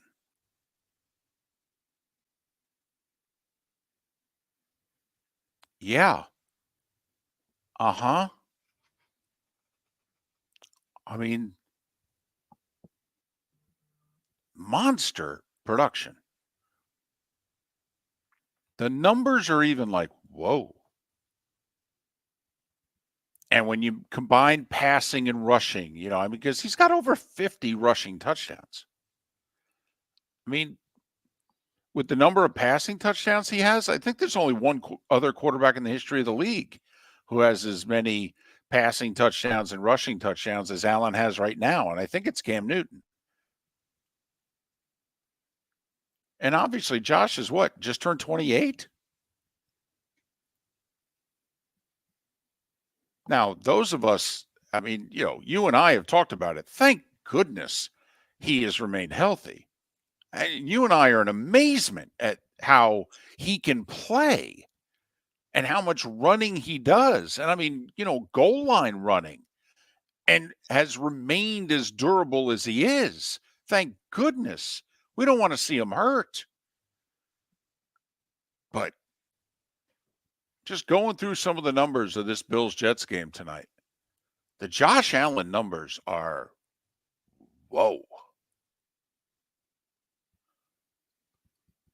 And he will get banged around tonight playing the Jets, who have a legit defense and will hit the quarterback, whether he's running or throwing.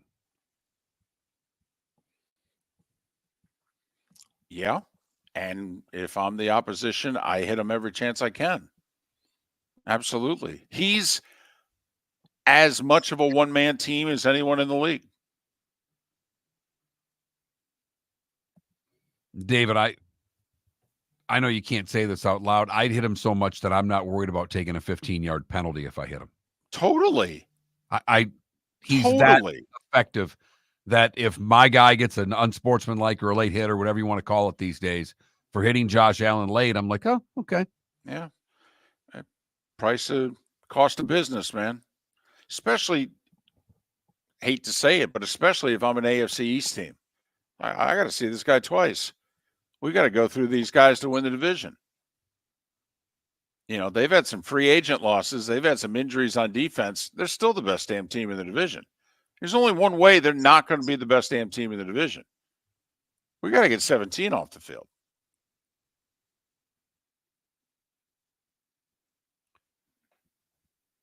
And I don't know how long he can keep up this productivity for. I don't know how long this body allows him to run the way that he runs. What's that segment they have on Good Morning Football? Angry runs. This guy runs angry. He's not afraid to put his shoulder down and hit somebody when he runs. Now, Cam Newton was having a Hall of Fame career and got hurt midseason of, I think it was 2018. And he in Carolina has not been the same since. He tried to play the rest of the year banged up. They went 1-7. Early the following year, he was out of the lineup. Hadn't recovered from the injury the year before. Was never the same guy again. Got released by Carolina, went to New England, couldn't throw the ball, had no arm strength anymore. Next thing you know, he's out of the league. But he was never considered a great thrower. Nope. Josh Allen is considered an above-average thrower. Not a great thrower, but an above-average thrower because he fixed his completion percentage woes in that third season and for the most part has been able to hold on to those numbers. I'd even say good thrower. Yeah. But Cam did take a team to a Super Bowl. He did take a team 3 other times to the playoffs. He did win league MVP. But playing the style that he played, one injury changed him. Turned out to be an injury to his throwing shoulder. But Jets-Bills tonight. And for whatever the reason, now it's interesting that Saleh's not there anymore, but the guy who was his defensive coordinator is the interim head coach. It's the same defense. This Jets team has been surprisingly effective against Allen. They force turnovers against Josh Allen.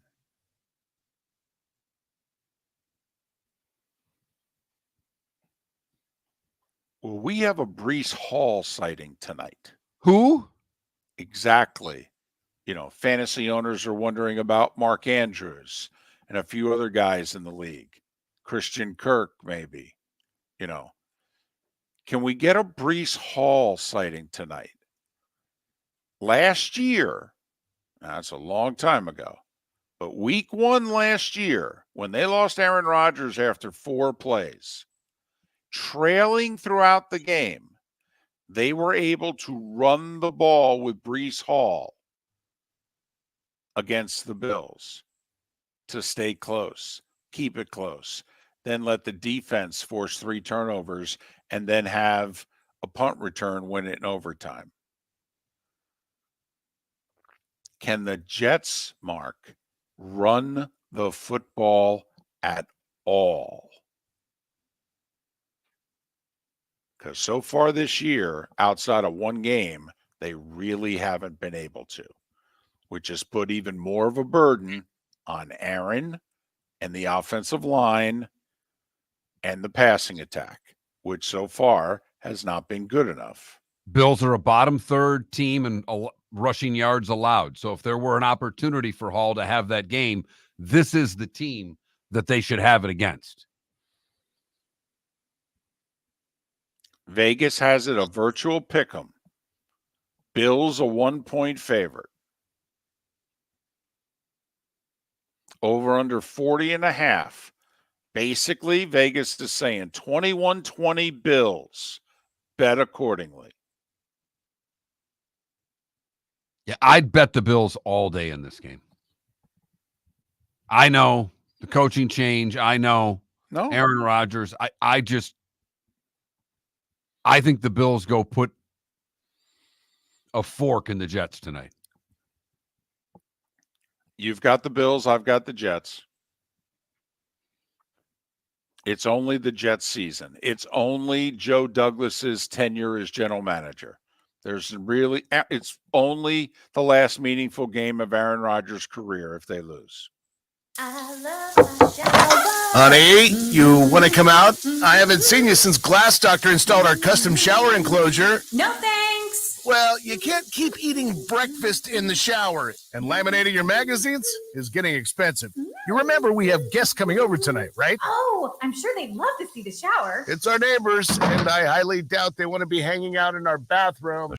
Shower's so good, you'll never want to leave. Visit glassdoctor.com today and schedule an appointment online. American Paint Supplies, for nearly 30 years, is your one-stop shop for all your coating needs. If you are a designer, a contractor, a professional painter, or a weekend warrior, American Paint Supplies is the place where experts go to get expert solutions. At 6100 Shirley Street in Naples off of Pine Ridge, American Paint Supplies delivers the best solutions with the best products with the best support. Meet Gene and his team today at American Paint Supplies. Call 239-566-2700. That's 566-2700 or online at AmericanPaintSupplies.net. Gentlemen, as your wife mentioned getting new flooring, but you don't want to go through the hassle, well, go see the Floor Meisters in Naples next to Costco. They understand your time and money are important, so they'll make it as painless as possible. With a huge in-stock selection of carpet and Cortec, they can get you the floor your wife's been asking for. They carry wood, vinyl, carpet, and tile. If you do it yourself, no problem. They can handle that as well. So go see TJ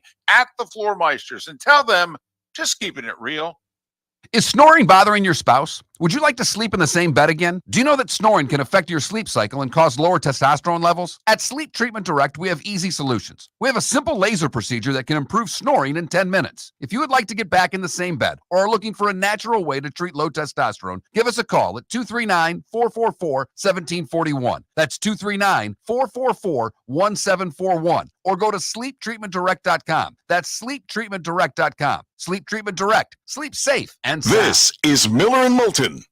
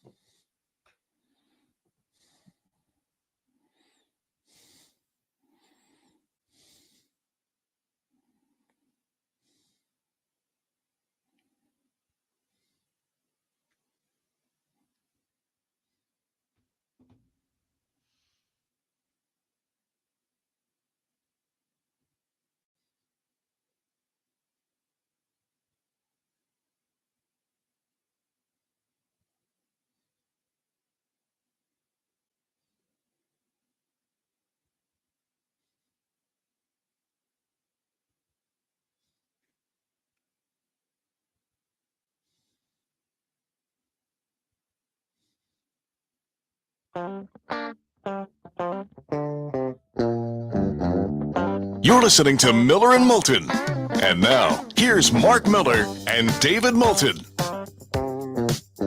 22 minutes till the top of the hour. Final segment of Miller and Moulton on this Monday in the bonus hour for the 239 and the 904. David Sampson, Pat Kerwin to join us on the show tomorrow. Full day of baseball today, 4 o'clock, 7:30. Mets, Dodgers, Guardians, Yankees, Fox, and TBS. All right, outside of strike one, which would be important for the Mets today, what to you is the most important thing for the Mets to even this series? Well, I mean, they only had 3 hits yesterday. And the Dodgers right now feel as if their pitching is impenetrable because they've scored 33 scoreless innings, if you will. I would say an early run. Because the Mets have played from behind in games, Mark, but this is the first time, if you go back to when this started, and this started 2 weeks ago today, that final Monday of the regular season, September 30th. The Mets won the first game of the doubleheader against the Braves. They didn't play the second game of the doubleheader needing to win or they were eliminated. The Mets won game 1 against Milwaukee. The Mets won game 1 against Philadelphia. Now, they trailed in the Atlanta game, in the Milwaukee game. Hell, they were down 2-0 in the 9th inning of the deciding game of the Milwaukee game. They've trailed in games. This is the first time, though, they've trailed in a series. So if all of a sudden the Dodgers put 2-0, 3-0, well, when the Mets were down 2-0 and 3-0 against the Braves or the Brewers or the Phillies, they were not trailing in the series. Now they'd be down 2-0, 3-0, trailing in the series. So I do think, you know how, Mark, oftentimes in hockey, we talk about, boy, you know, it really helped to get the first goal tonight. I think it would just help the Mets to score early because, well, they haven't scored a run in 4 days. Had 3 hits yesterday. So that's what, if I'm a Mets fan. By 5 o'clock today, Mark, first pitch at 4:08 Eastern, the Mets need to be on the board by 5 o'clock.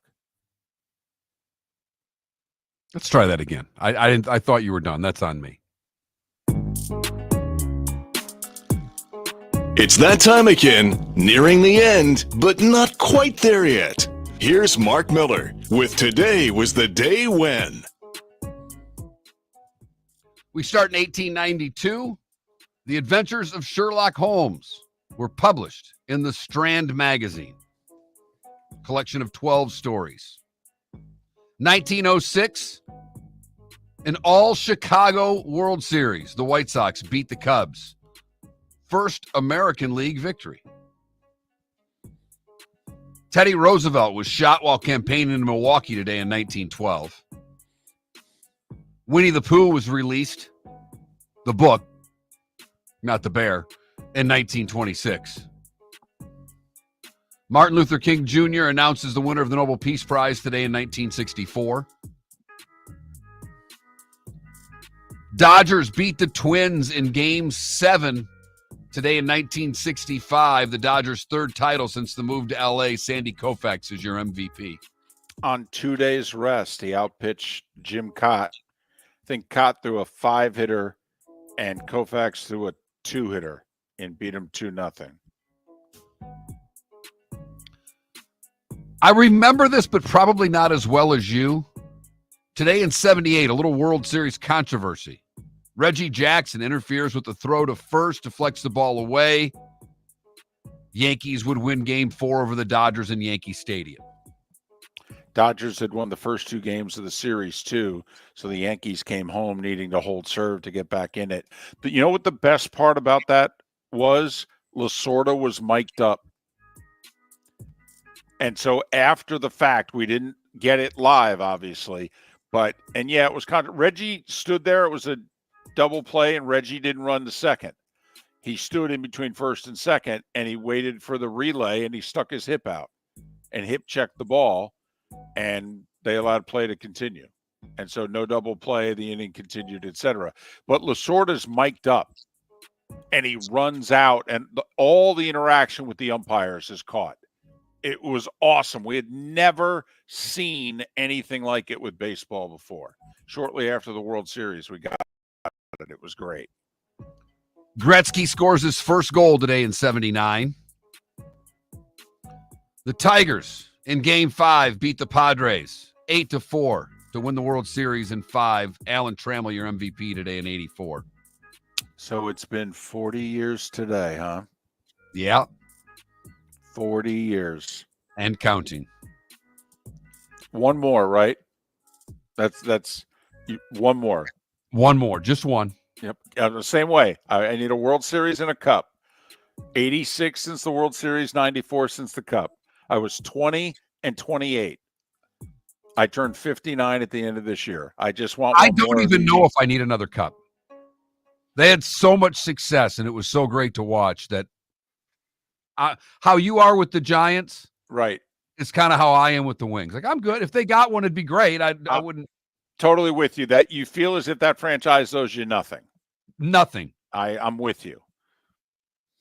85, the Jets retired Namath's 12. Monday Night Football, they would beat the Dolphins that night 23-7. 92, Jays beat the Athletics in 6. Braves beat the Pirates in 7. 2003, Bartman deflects the ball away from Moses Alou. They'd give up the big inning, lose to the Marlins 8-3. You do know a Gold Glove shortstop booted a 6-4-3 double play, you know. Just telling you. Bartman never happens, and somehow Alex Gonzalez gets off the hook. Dwight D. Eisenhower, Roger Moore, Bob Kuchenberg, and Harry Anderson would have all celebrated birthdays today. Ralph Lorenz, 85. Tough guy Dave Schultz is 75. Thomas Dolby, you know, She Blinded Me with Science. He's 66. Joe Girardi's 60. Stephen A. Smith is 57, and Usher is 46. What did I miss, David? A few little tidbits. The Adventures of Sherlock Holmes, published today. That's how I started the segment. Oh, I'm sorry. I thought it was with something else. Chuck Yeager broke the sound barrier today in 47. I let that one slide. Okay. Wake Up Little Susie becomes #1 today in 57. Everly Brothers. You know, a little ditty, snappy. It is snappy, David. Right. Pulp Fiction, 30 years ago today, opened in theaters. That was a good flick. Plays. Yeah, that was a good flick. A lot of people turned their careers around with Pulp Fiction. Yes. Watched a little Matt Damon clip in which they asked him to name his 5 favorite movies, and he put The Godfather 1 and 2 as one, but he said he and Ben saw Pulp Fiction in the theater on the opening and just walked out going, that's what a movie can do.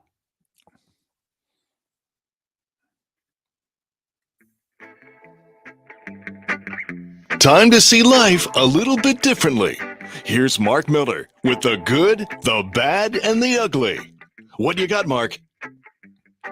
I struggled with the good, so we go to Vegas, and we can always go to Vegas for the good, where Sean Greasley climbed 29,031 feet and 5.5 inches to break a record for the fastest time to ascend the height of Mount Everest, doing so on stairs.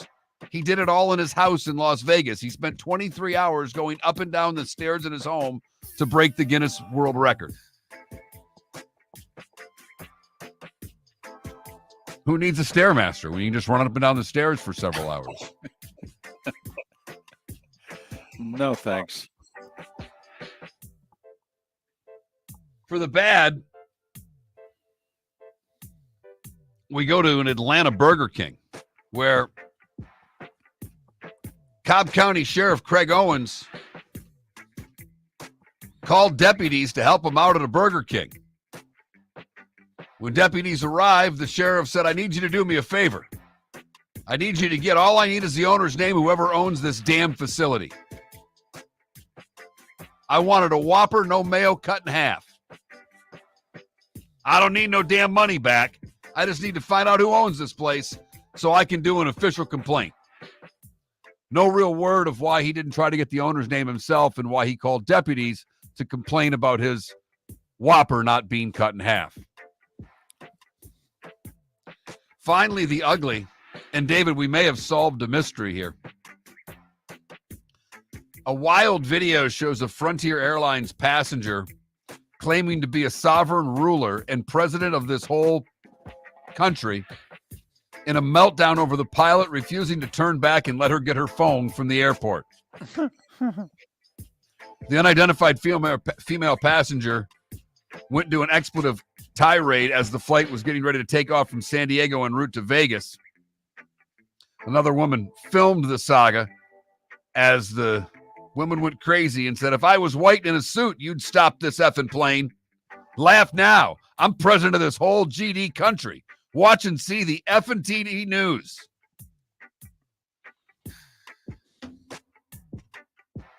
That is the good, the bad, and the ugly. On today, Monday, October the 15th, brought to you by the Cape Coral Police Department. Go to capecops.com. That's capecops.com. $10,000 sign-on bonus for new officers. All you have to do to find out more is go to capecops.com. Hey, do you think that the good sergeant there who listens to this show, do you think we could get him to do one segment where you line up about 10 or 12 good, bad, and ugly stories, and you just like do the Cliff Notes version, and then we say, you guys ever have one of these? And then he goes, oh, yeah, 3 years ago, because, I mean, don't you just want to ask the sergeant right now, hey, give us your best Karen story? Come on. I know he'd do it off the record. Would he do it on the record is really the question. Oh, he doesn't give names. I think so. I'll reach out. Well, then read him one of the stories. Get his reaction and say, see, that's what we're thinking. Just, one time. Well, I'll line up like the 6 best ones I got. He downloads the podcast. I'm sure he'll get a hold of me after he hears this segment. I mean, because that's now when I listen to these, I think, man, I wonder what the Cape Police, they're thinking, oh, yeah, had one of those 2 weeks ago over on Southeast 15th Street. Or was it 15th place? Or was it 15th? Court. Whatever. Right. Oh, wait, I went to the wrong 15th. Damn. Like that doesn't happen. A lot of hockey today. And 3 1:00 games. One of them in Boston involving the Panthers. Panthers and Bruins at 1:00. LA is in Ottawa. And Seth's Devils are hosting the hockey club, the Red Hot Hockey Club from Utah, who's off to a 3-0 start. So, for some reason, that's our 1:00 games. You going to watch Little Wings Rangers tonight? I'll have it on one of the televisions for certain. NHL Network. Oh. No, I won't watch any of it because I don't get that channel. Oh, okay. Unless it's on Plus, I'm not watching. Well, it's not listed as Plus, but we'll see. I mean, oftentimes is. By the way, nice little moment. I think it was Wes McCauley, the referee. Sam Rosen, the voice of the Rangers, has announced this will be his final year. It's his 40th year doing play-by-play of the Rangers. And Wes McCauley, before he dropped the puck against Utah the other night, looked up at Sam and pointed at him and basically was like, we're dropping this puck in honor of you there, big fella. That's Wes McCauley, ECHL graduate, by the way. That's a hockey thing. They all spend time around each other. They just, the announcers, respect for the officials respect the announcers, the equipment people, what have you. That's a very hockey thing right there. Very much so. Very much so.